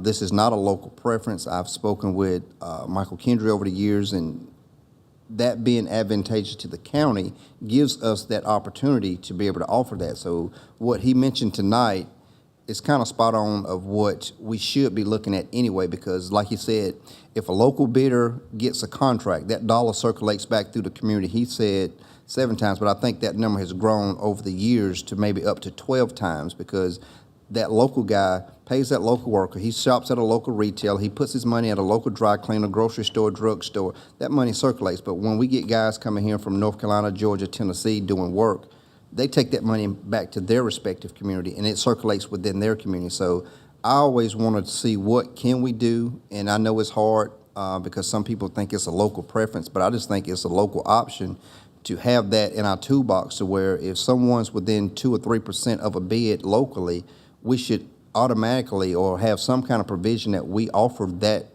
option to them to match that low bid, because we're going to get the work done at the lowest bid. But the advantage to that is we keep that money on a local level to support our local community, because these are our tax dollars, and we should be trying to keep as much within the walls of York County as we possibly can to support our families and our community. So I just wanted to point that out, that he made a very good point. Obviously, we can't do anything about his situation tonight, but going forward, I think this is something that we should really consider looking at. Rock Hill has a very good model. I don't know how many times it gets utilized, but they do have it in place that recognizes those instances. Mr. Winkler. I'd just like to remind everyone, as Mr. Taylor said earlier this afternoon, or this evening, Sunday at 3:45 is the Veterans Memorial Service at the new York County Veterans Memorial Park, which we all voted to implement just around the corner here in the city of York.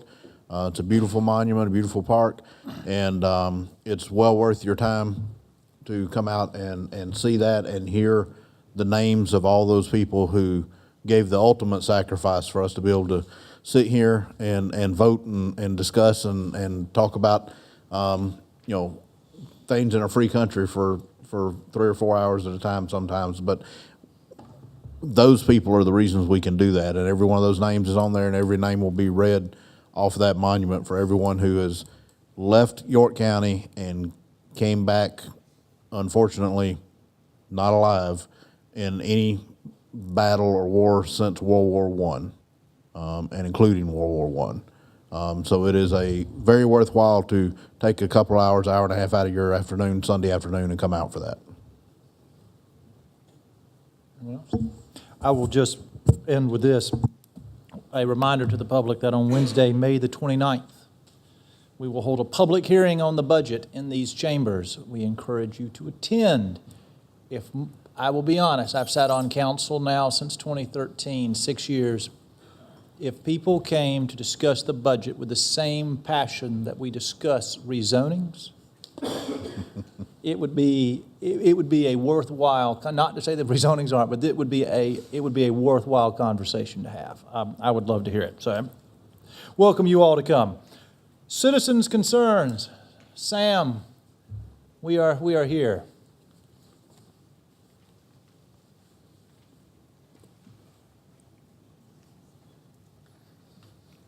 Mr. Chairman, council members, I'm Sam Leslie.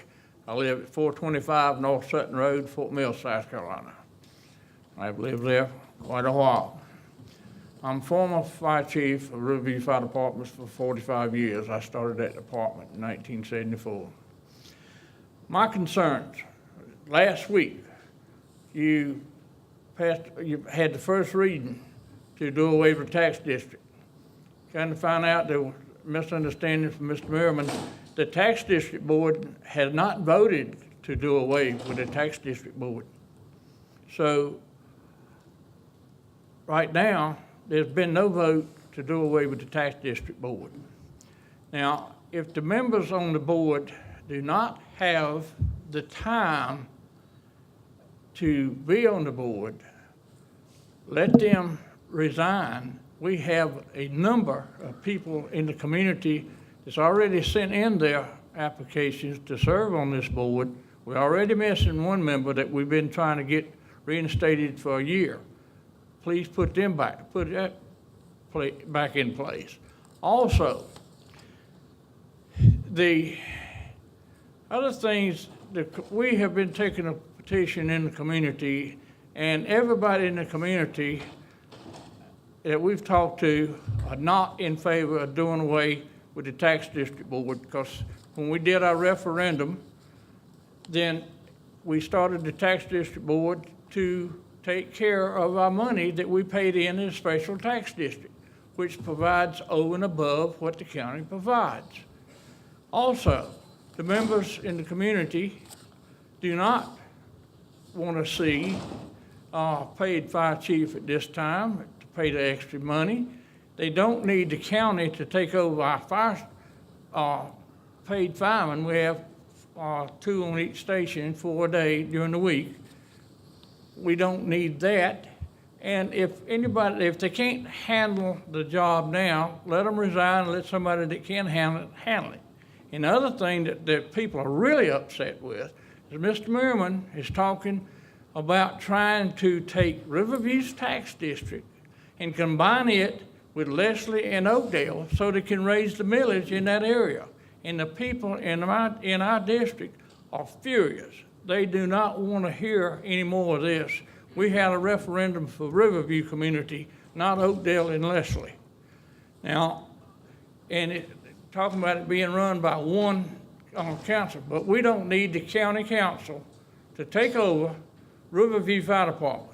It's run all these years and progressed, I think, fairly well. So I'm open for any questions, and you can call me anytime. I'll be glad to meet you one-on-one at any time. And to give you an example, Ms. Love, did not Bethel have to reinstate their tax district because they needed it? We did reinstate a tax district board. Okay, thank you. Any questions? Thank you. Appreciate your time. Mike Spratt.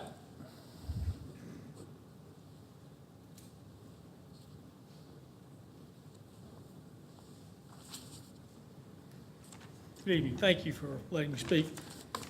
Members of the council, I was on the first tax board Riverview had. I was the chairman for 8 years. And when we passed the referendum, we asked for 10 mills with sort of a gentleman's agreement that we were hoping to never get past 5, but we wanted to reserve in case it ever needed.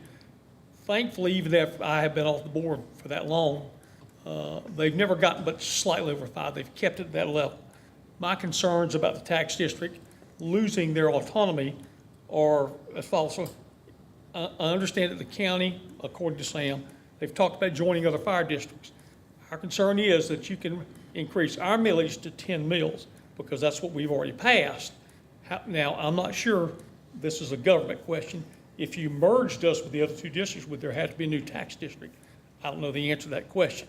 My concern is, can you raise our millage to 10 to pay the full 10 mills, and that money goes to your Oakdale or Leslie if we're a combined unit, okay? We have been self-supporting for almost 30 years ourselves. To point out, we started the department with 1 truck given to us from the county. We now have 3 pumpers, a tanker, a ladder truck, a rescue service truck, a grass unit, a pickup, 2 stations, and a garage.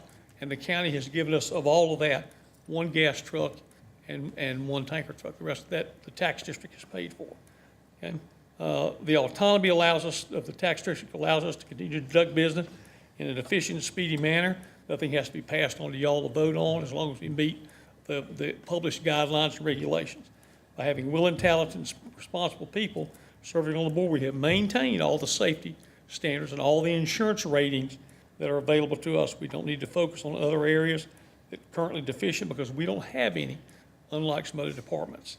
So, I would appreciate your consideration, and, the old adage is, if it ain't broke, don't fix it. So, we're running just fine. We hope you leave it that way. Thank you. Thank you, sir. Paul Robinson.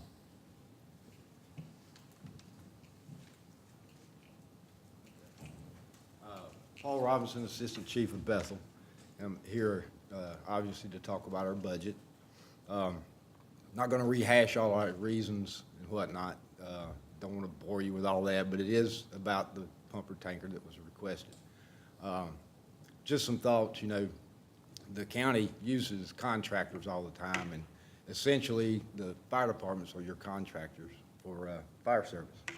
And you expect those contractors to have the tools and the personnel to get the job done, okay? I won't go over all the tools, but, it's a long list, from the hose and the saws and extrication equipment and on and on and on. And in the fire service, you have to have this stuff available if you need it. But the biggest tool is water. Water is what we put the fire out with. So the request for the pumper tanker is to increase that amount for all the obvious reasons that we've already expressed on the April 9th workshop. Gives our guys 3 times more time to work. The idea is to keep our paid staff. We have 4 paid, and we generally have everyday part-timers, so we have 5 people. We try to maintain those within the 2 in and 2 out, okay? And in regards to water, just a brief thing about our hydrants. We have 642 hydrants, right? Serving over right at 1.5 billion square feet. And there's different formulas you can use, and I played with a few of them, but basically, the one we use is 750 feet from a hydrant before you have to have an extra pumper to increase the pressure or whatever. Using that figure, we're at 24% hydrants. And if you look at our district map, those hydrants are on the east side of our district. That's about where they all are. So Bethel is still 75, 80% rural, which means we have to carry our water with us for that initial attack, okay? So that's why I'm here tonight, to ask the council to reinstate the tax district budget as presented, to include the funds used from the capital funds for the pumper tanker. Thank you, sir. Right. Jennifer Riddle.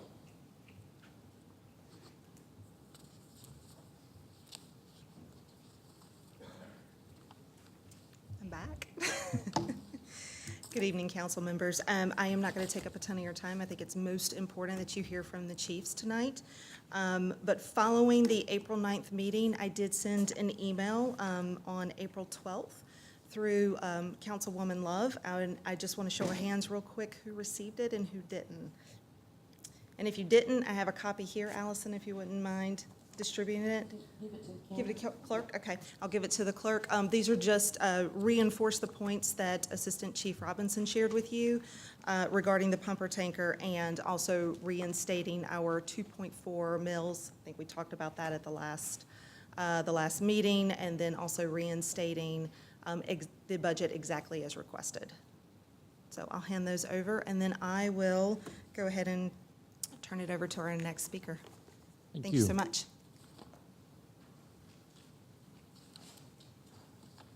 Chief Manera.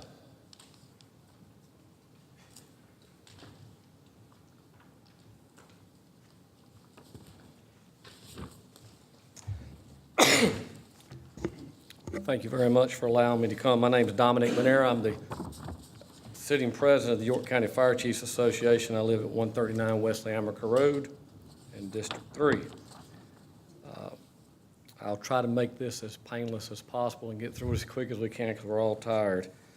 But I think it's important to back up a little bit for our new council members and sort of go through the process of where we were basically this time last year. So I'll try to get through and follow these notes because I like to talk and I know I don't want to get gavelled down. So in late 2018, the 10-year study was completed and presented to York County Council and then to the fire chiefs. On June the 28th, we held a special workshop at the Newport Station 1 to discuss the plan in its entirety. I asked each chief to show up with any issues that they had with the plan, but not to come just with issues, but to come with solutions.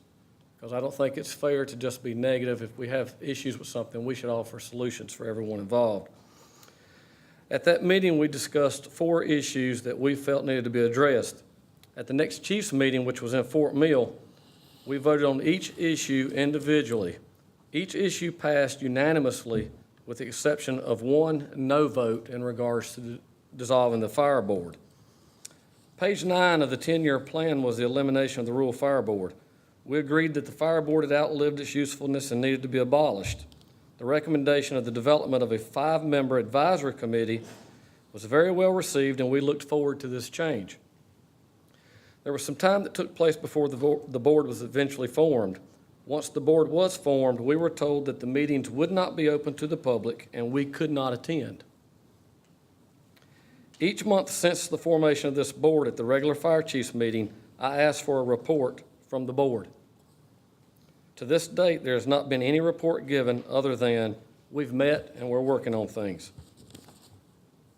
Just last Monday, I was able to secure this document from the state that speaks about how governing bodies are supposed to conduct themselves. I immediately forwarded it to every fire chief in the county. And then on Thursday, we received this email from county staff with their policies that had been updated to now incorporate everything that was in this document. And I'm trying to summarize here to speed up for time. Well, I don't want to belabor all this. And it talks about they need to post their meetings. They need to post an agenda, just like how you conduct business here. They need to be open to the public. The minutes need to be available to everyone. Just Thursday, a week ago, I asked for the minutes to be forwarded to us because we've not seen any correspondence from those meetings. We've not been included in any way. I'm going to move on. I could go on through that, but I'm going to move on. On page 14 was the vehicle replacement plan. We understand the consultant stated that York County had too many pieces of apparatus. They recommended scaling back on the purchase of apparatus. I just want to point out that their inventory for York County included all apparatus owned by any municipality, special purpose tax district, or individually owned apparatus. This is not a true evaluation of what York County has in their inventory. The requirements of ISO were never considered during their evaluation. It was merely numbers to them. How do you think the rural fire departments in York County have been so successful in obtaining an ISO average 4 across York County? 4. Apparatus plays a big part in the evaluation process. This is a direct savings in property insurance to each and every one in the county. I remember not too long ago when most of us were somewhere between a 7 and a 9. Higher insurance, higher ISO costs more money. I don't believe we want to go back there. I believe Chief Jennings will be discussing this replacement plan in just a moment in more detail. Page 17, and I'm referring to the 10-year plan. York County should hire a full-time training officer who would serve as a volunteer coordinator. Today, almost a year later, we still have a part-time person in this position. Page 24, York County should take monies currently applied to the retirement program and apply those funds to a pay-per-call system. I volunteered to sit on this committee with 2 other chiefs along with the Director of Fire Safety, and to this date, we've only had 1 meeting recently, Monday, April the 29th. At this time, there's not even a follow-up meeting scheduled. September the 27th, 2018, we all met at the Anna Hubbard Training Center for a workshop. At this workshop, I outlined all the items in the 10-year plan that I just mentioned. The fire board had been abolished, the advisory committee had been established, and I placed a lot of emphasis on we knew change was coming and that all we wanted to do was be a part of the change to make the fire service in York County even better. In closing, the fire service right now is on edge. We've been left completely out of any meetings or discussions about the future of the fire service. Everywhere you turn, you hear little comments being stated that lends one to believe we are headed for a county-wide fire service. Just recently, county staff recommended the consolidation of Riverview, Leslie, and Oakdale fire districts, citing funding as the main reason. I've been asked by Chief Lance Couch to advise you that the Riverview Tax Board has never been asked to be dissolved. That's already been mentioned earlier, so I'll move on. Only thing they've asked for is for their employees. Then the recent advisory committee meeting, it was suggested that the western side departments may want to consider consolidation to pool their resources in regards to recently requested 6/10 of a meal staffing program. Just last week, as I sit on the radio user group committee, I asked a question in regards to the labeling of the 3 dispatch channels when the radios are going to be reprogrammed in the near future. The answer I was given by county staff was, we know there's going to be change in the rural fire program in the next year or 2. We want to be able to accommodate those changes. I asked the question, what does that mean? No explanation was given. So, look at it from our perspective. All of these recommendations are being presented and we have no idea that they are even being considered unless a chief happens to be here or someone stumbles across a video of the particular meeting. This past Thursday, we had a special meeting at the fire chiefs at the York Fire Department. This was to discuss tonight's meeting. 12 out of the 16 departments were represented. We discussed everything I spoke about tonight. We even discussed the new plan that management has proposed with the 6/10 meal increase. The consensus on Thursday night was that we do have a lot of questions, but felt that if we were allowed to be part of the discussion and part of the process, that it would be very beneficial to York County. So, my request at this time, please consider approving the 6/10 meal increase with us being part of the solution to make it work, knowing it may need to be tweaked over the next few years. I am aware that several chiefs have spoken out about not being in favor of this program, but consider which departments they were. Do they have paid employees and adequate coverage during the day? This plan would help all those departments who depend 100% on volunteers and are struggling to cover calls during the day. I am aware that there are several departments in the county that have manpower needs during the day, but will not publicly admit they need help. Next, I would ask you to please commit the $150,000 in this year's budget to an account so that it will be available to be included in the $150,000 that's in the proposed budget. This money would then be distributed in early November once the criteria for the pay-per-call has been established. Next, Please make sure that the request for a full-time training officer is fulfilled. And finally, to basically put a hold on fire department changes and decisions until we all know what the final picture looks like. We cannot expect you, as council, to address all the concerns and issues when only a few people in the room knows the destination. We truly feel that we should be part of the solution and all work together to achieve the long-term goals, no matter what the outcome may look like. Thank you very much. Chief, will you share the 4 things you've requested? Will you give that, to Karen so that can, all 4 of us can have that in writing, please?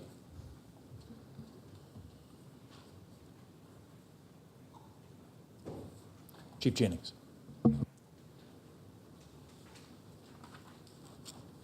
Thank you for your time.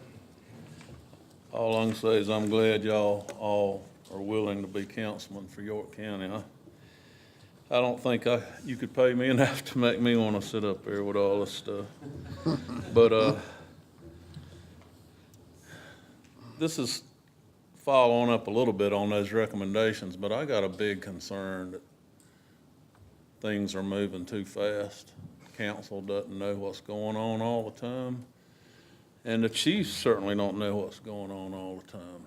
And one of those key recommendations was the first recommendation about replacing the fire board with an advisory committee. And y'all successfully accepted that recommendation and built it into the ordinance, section 92. And you said you accepted this, and it says in the ordinance, the committee chaired by a staff member would make the hard policy decisions to the council, which would then be implemented by staff or the Department of Fire Safety. In the last sentence in that recommendation, you would still have a fire chiefs association that could provide input to the committee, but the committee would make the final decisions on what gets recommended to council. Now, somewhere along the line, well, from the very get-go, the advisory committee does not work like some of y'all probably think it works. They just discuss things. The chairperson takes some notes, and a decision comes out of staff on what to do. So yes, we didn't specifically say they shall vote, but if they're making policy decisions to council, all policy recommendations to council, you would think they would at least vote on issues. And our 2 assistant county managers involved in fire protection, I don't take issue with what they're doing. I mean, they're working on high-level things they see at a high level, working on stuff. The issue I have is that they're coming up with ideas that have not been vetted by the advisory committee and haven't even been brought up to the Chiefs Association in a lot of cases. They haven't gotten any of the fire service input when those issues are being sold to council. Is this what we need to do? The advisory committee was what was to give the same fire service perspective that used to come out of the Rural Fire Board. And everything, whether it's created by manager, staff, or not, ought to go back through that advisory committee to get some fire service perspective. But that's one thing that, you know, and to give you an example of that, annually there'll be a special ad valorem tax levied by the county council to be recommended by the fire advisory committee. One of the western side fire advisory committees just said as late as either a meeting I was at Thursday or the committee meeting Friday, but he's been asking, trying to get a copy of the budget for the rural fire tax and hadn't been able to get one. And that committee was supposed to have made a recommendation to council on that budget. I mean, that budget's undoubtedly being done in its entirety by staff. And talking about, next quick thing I want to talk about is truck replacement plan. And, you know, there were some gross exaggerations in that consultant's report about the number of engines in this county. The only thing the council really ought to be concerned about is the 20 engines that we replace as they come due, the 20 frontline engines. Because when those 20 frontline engines are replaced, they become either an engine at a less busy substation, or they become a reserve engine to use when the frontline engine breaks down. I mean, sure, they counted all the fire district and Rock Hill and all the other trucks, but we're just talking about a replacement plan for those 20 engines, and the fire board had set up some truck replacement guidelines that said we will keep an engine for 15 years as a frontline engine, and then that engine will become a reserve engine for the next 15 years. And when it's 30 years old and getting hard to buy parts for and all, you surplus it at that point. The Chiefs Association made this recommendation to council. It basically said, we'd like to see you stay with the truck replacement plan, but it can be tweaked to deal with stations that's call volumes really grown tremendously because of growth and everything, or departments that run very few calls. Well, this was talked about in the advisory committee. And the advisory committee, as I understand it, I'm not on the advisory committee, but they basically said we need to basically keep with the existing truck replacement plan. We need to tweak it based on the consultant's recommendations about mileage on vehicles. Some stations are going to be replaced earlier that put a lot of miles on the truck. Some trucks can go 5, 8 years longer because they're not putting miles on the truck. And they were going to look at the next 5 engines due all the time and see if any adjustments need to be made on if one would be ordered that year, and where would it be in the top 5. But that's basically what they were planning on doing. But now, assistant county manager's looking at a plan to rotate trucks all around the county to take every department that has a low mileage truck and move that truck to places where a lot of miles could be put on it. And I'm telling you, if they did a perfect job of that, you'd end up at the end of 25, 30 years with all trucks right at maximum mileage, and they'd all need to be replaced at the same time. But the biggest problem with that, and I saw it in another issue involving turnout gear, but there's people that are familiar with the fire service on staff. I give them credit for that, and high-level stuff like funding and things like that. But some basic things like pride and ownership in the fire service, you learn about that through fire service management, running a department in the fire service. And whether you're talking about turnout gear or trucks or whatever, departments have pride when they get a new truck. I'll guarantee you Bullets Creek Fire Department is just as proud of that new engine they've got as the last new engine Flint Hill got. And that pride means that you're gonna take better care of that truck. You're gonna take better care of the equipment. Your members have pride. Departments that don't run a lot of calls aren't gonna be very excited about getting hand-me-down trucks. It's got a lot of miles on them. to go over there and be run a very few miles. And I just think it's a bad idea to even think about moving trucks around based on this department puts a lot of miles on one, this department doesn't. Over the years, there's probably been 3 different York County Fire Chiefs Association votes I can remember where that was for all, you know, a unanimous vote. No, we don't want to move the trucks around. We want the truck to come to a department and stay with that department the whole time. From a common sense standpoint, you just tweak how soon that truck's replaced or how much longer that truck stays where it is. But them guys are proud of that truck. They're taking care of that truck. Don't play musical chairs with fire trucks. And last point I'll say is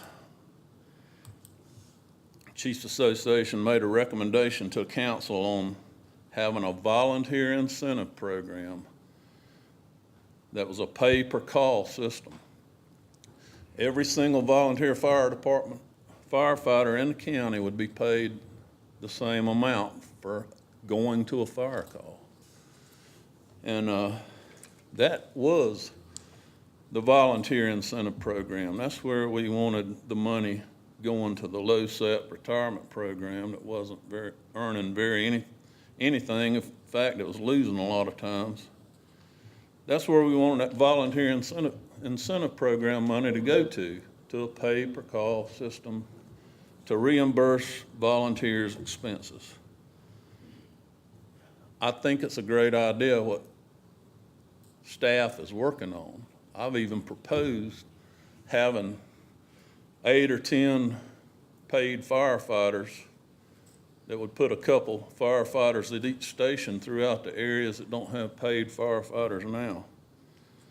But don't be confused by the name of that, firefighter incentive program. It's really a paid firefighter program. And that's what that 0.6 of a mil is gonna fund, the start of a paid firefighter program. The $150,000 that was going to LoSAP for this year and for next year is gonna be combined to run that true volunteer incentive program. So I'd say, finally, I heard the question asked at council meeting, the last council workshop I went to on the 8th. Are we moving too fast? And just think back to that workshop on the 8th. How many questions did council ask that couldn't be answered? And you know, I know you talk about some things as you're working on them and you get input, but the fire service hadn't really given any input. And it seems like, you know, something's being pitched to you that they don't even have all the answers yet. And on that committee meeting was that, I spoke to Councilman Hamilton as we come out. He was mentioning what good feedback he got from the chiefs, because there was a lot of chiefs in this county on that paid program staff was talking about. They kind of was leaning at first about using volunteers to fill those paid positions at other departments.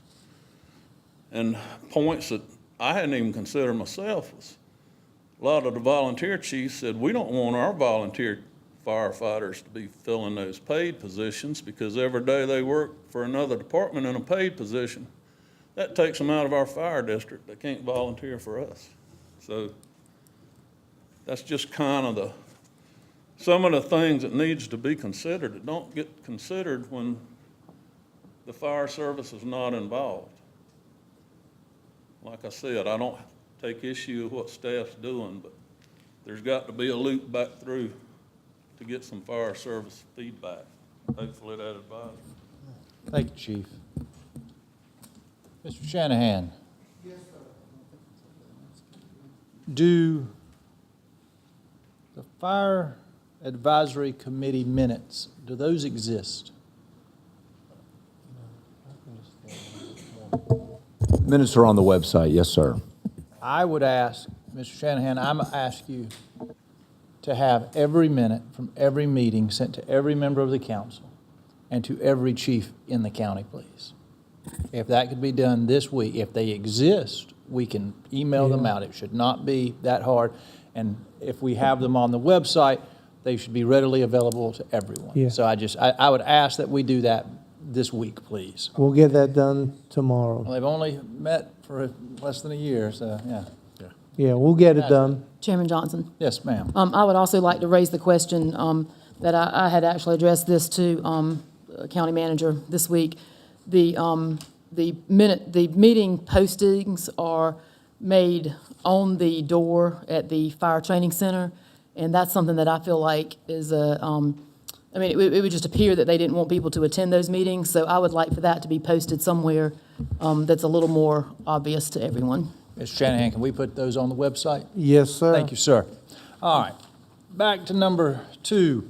Council to consider second reading of an ordinance to establish operating and capital budgets for the operation of the county government of York County for the fiscal year commencing July 1, 2019, to provide for the levy of taxes for York County for the fiscal year commencing July 1, 2019, to provide for the expenditure of tax revenues and other county funds, and provide for other fiscal matters relating to county government.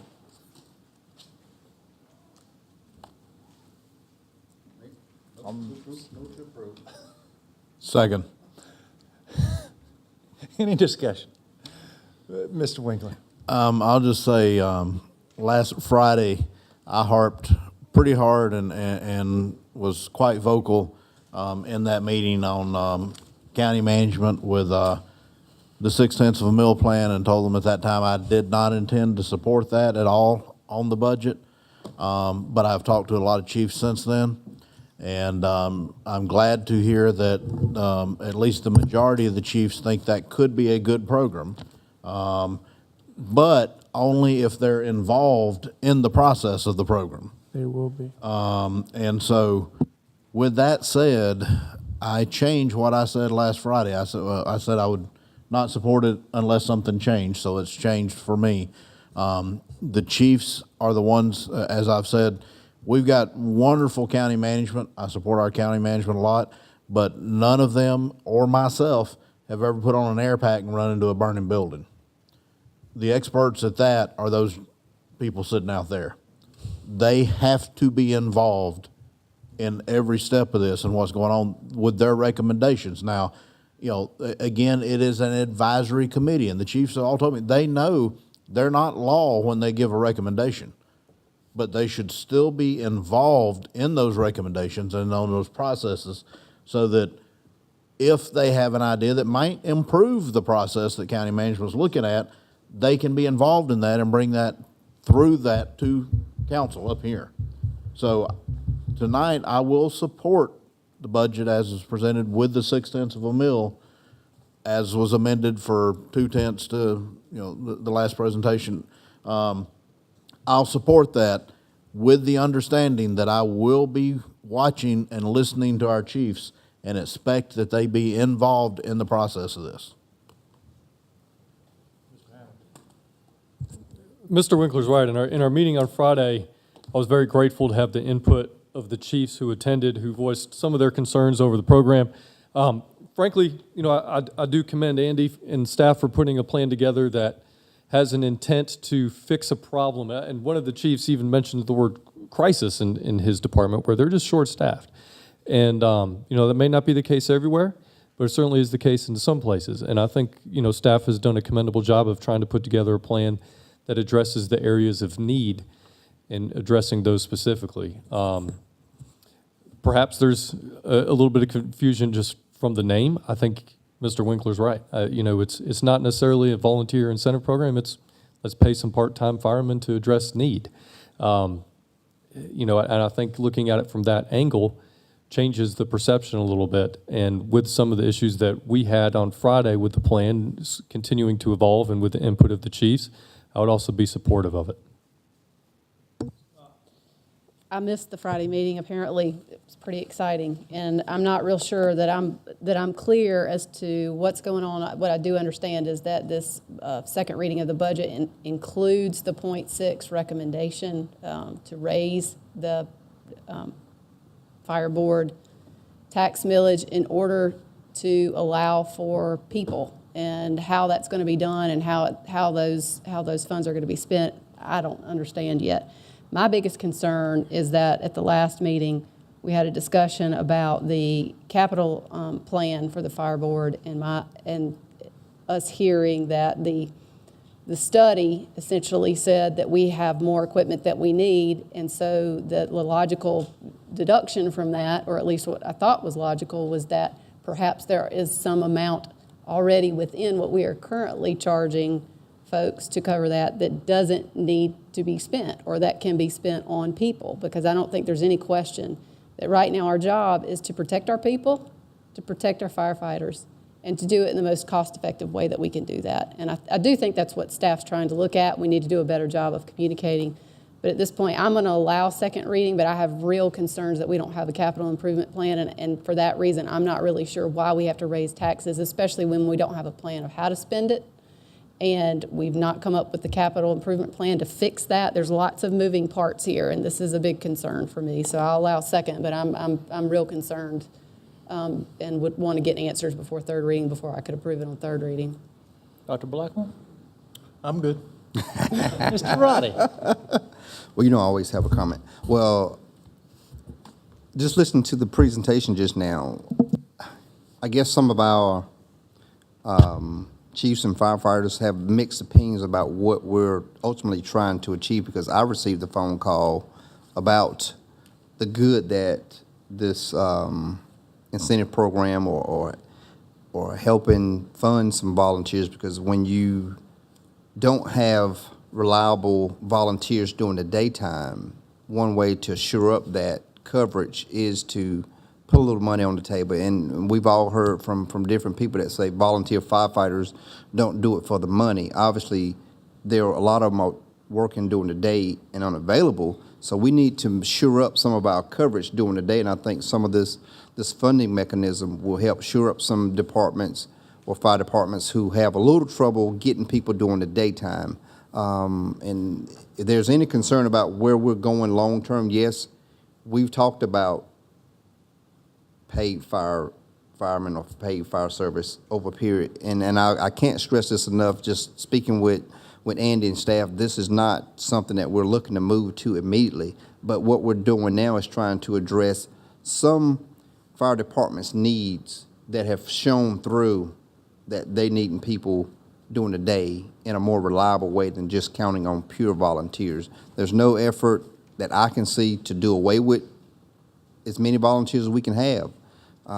If we had to go to a paid service right now, we'd be raising taxes all over this county, and that's not the goal. And I can't stress that enough. Every time we get to talking about this always comes up, are we moving too fast? I say, no, we're trying to address some needs from some fire departments who've expressed, hey, we need something to help shore up our coverage during this time or that time. So I take staff for their word, and trust me, even if it's their plan, it still has to be the plan of this council to vote it through. So if it comes through prematurely, it's on the seven of us to make it happen or not see that it happen. So don't get too overly concerned about what's in the back of someone else's mind.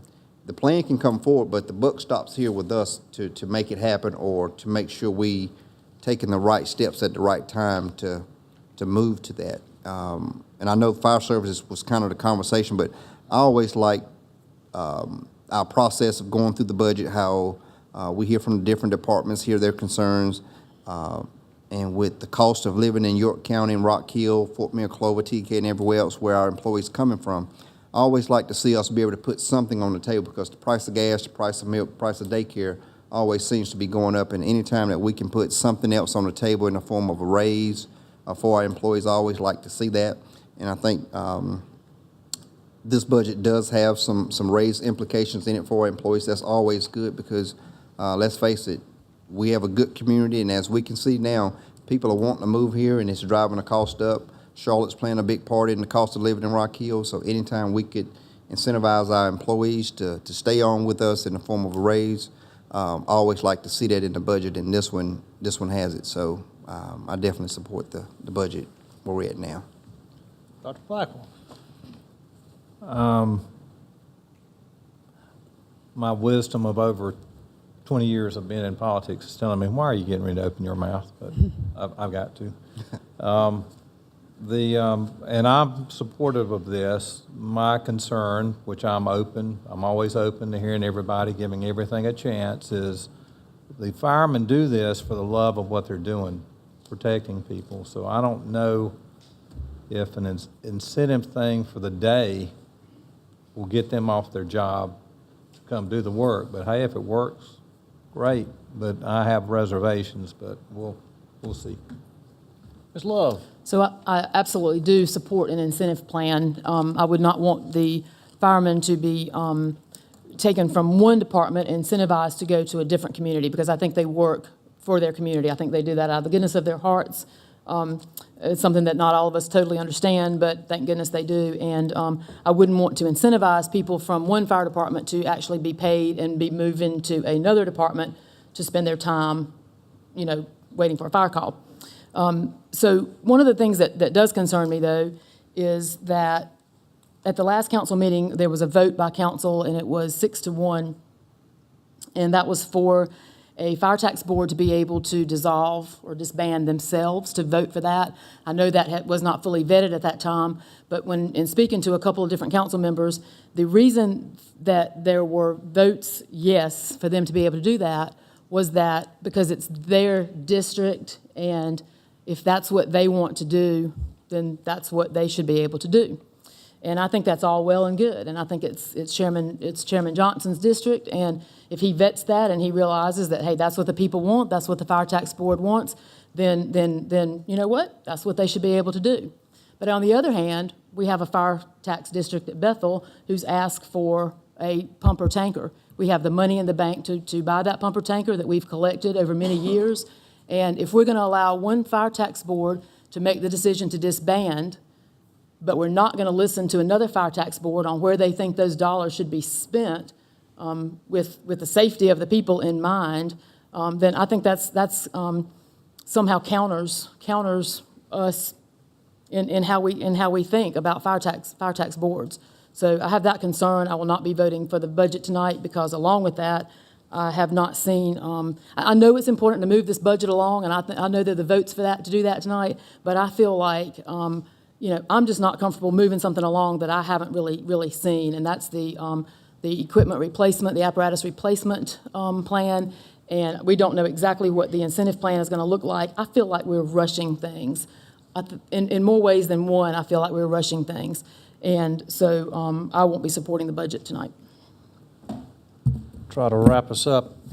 I'm going to support the budget. I'm somewhat lost on this .6 mils, though. I'm going to be just very honest. I've sat through these meetings. I've talked to several of you before a council meeting. It doesn't sound like we have a plan to spend it. What we have is a plan to tax it, but we don't know what we're going to do with it once it gets there, because we really don't know what it's going to look like. Is it going to be a dedicated service of 7 to 9 firefighters who would travel around the county and help out in areas where they need people there during the day? Or is it going to be a fund that we're going to use to try to convince volunteers on their one day off a week to be able to come in and make an extra whatever it is for the few hours they can work? I don't understand exactly what it is, and I think we have to understand that before we vote to tax people for it. And that is my concern is I can't wrap my head around what are we really going to do. And some of that comes from the fact that I don't believe there's any consensus. I don't believe there's consensus between the chiefs. I don't think there's consensus between the administration, and I certainly don't think there's any consensus amongst the 7 of us. And June 3rd is not very far, and there has to be consensus by June 3rd. We're going to pass a budget. And what I don't want to do is get to there and we go, well, we'll figure that out. Well, we've been figuring out a lot of stuff for the past few years, and we're not there. This needs to be figured out. And if that means we lock every fire chief and all of the staff in a room and they come up with a plan that works for the chiefs and the county, and by the way, that's one and the same thing. Let's not forget we are the same organization. Then that's what we need to do, and I hope we will. Lastly, and this is just a commentary, I often compare the York County Council to a golden retriever. We chase bright, shiny objects. If you go, ooh, look at that, and you throw it, we'll go run after it. And tonight, our conversation has been dominated by the fire chiefs who were smart enough to come tonight and talk to us right before we voted. What we have not addressed is any of the other personnel requests from a single department head who asked for it and we didn't bother to give it to them yet. I think at third reading, we have to start addressing these things. If you're going to add your pumper truck, you have to make that, these things have to come to a close. So I tell everybody, June 3rd, we can stay here till 10 on June 3rd. I'd just soon not. I'd like us to get some consensus and start moving forward. And hopefully the next 2 weeks will give us that ability. All those in favor of the motion say aye. Aye. All opposed? Motion passes. We appear to be ready for executive session. All right, thank you. Ready? Make a motion, we go into executive session to receive legal advice on the condemnation of Baxter Convenience Center, receipt of legal advice on the condemnation settlement offer, project 11149-004, track 33, receipt of legal advice on contractual matter, the EEOC claim regarding purchasing manager position, contractual matter, discussion regarding the hiring of a company to assist with the evaluation of the county manager position, the contractual matter of the county manager's contract and personnel matters, receipt of legal advice on a contractual matter of Lake Crest subdivision, and receipt of legal advice on CWS Blue Granite rate case update. Second. Any discussion? All those in favor say aye. Aye. We are in executive session immediately. Council has exited executive session. Are there any motions? Yes, sir. Make a motion to authorize the settlement offer on project 11149-004, track 33. Second. Any discussion? All those in favor say aye. Aye. All opposed, hearing none. Any other motions? Yes, sir. Make a motion to allow the county attorney to negotiate the contract with FGP to assist with the evaluation of the county manager position. Second. Any discussion? All those in favor say aye. Aye. All opposed? Any other motions? Move we adjourn. Second. All in favor say aye. Aye. We are adjourned.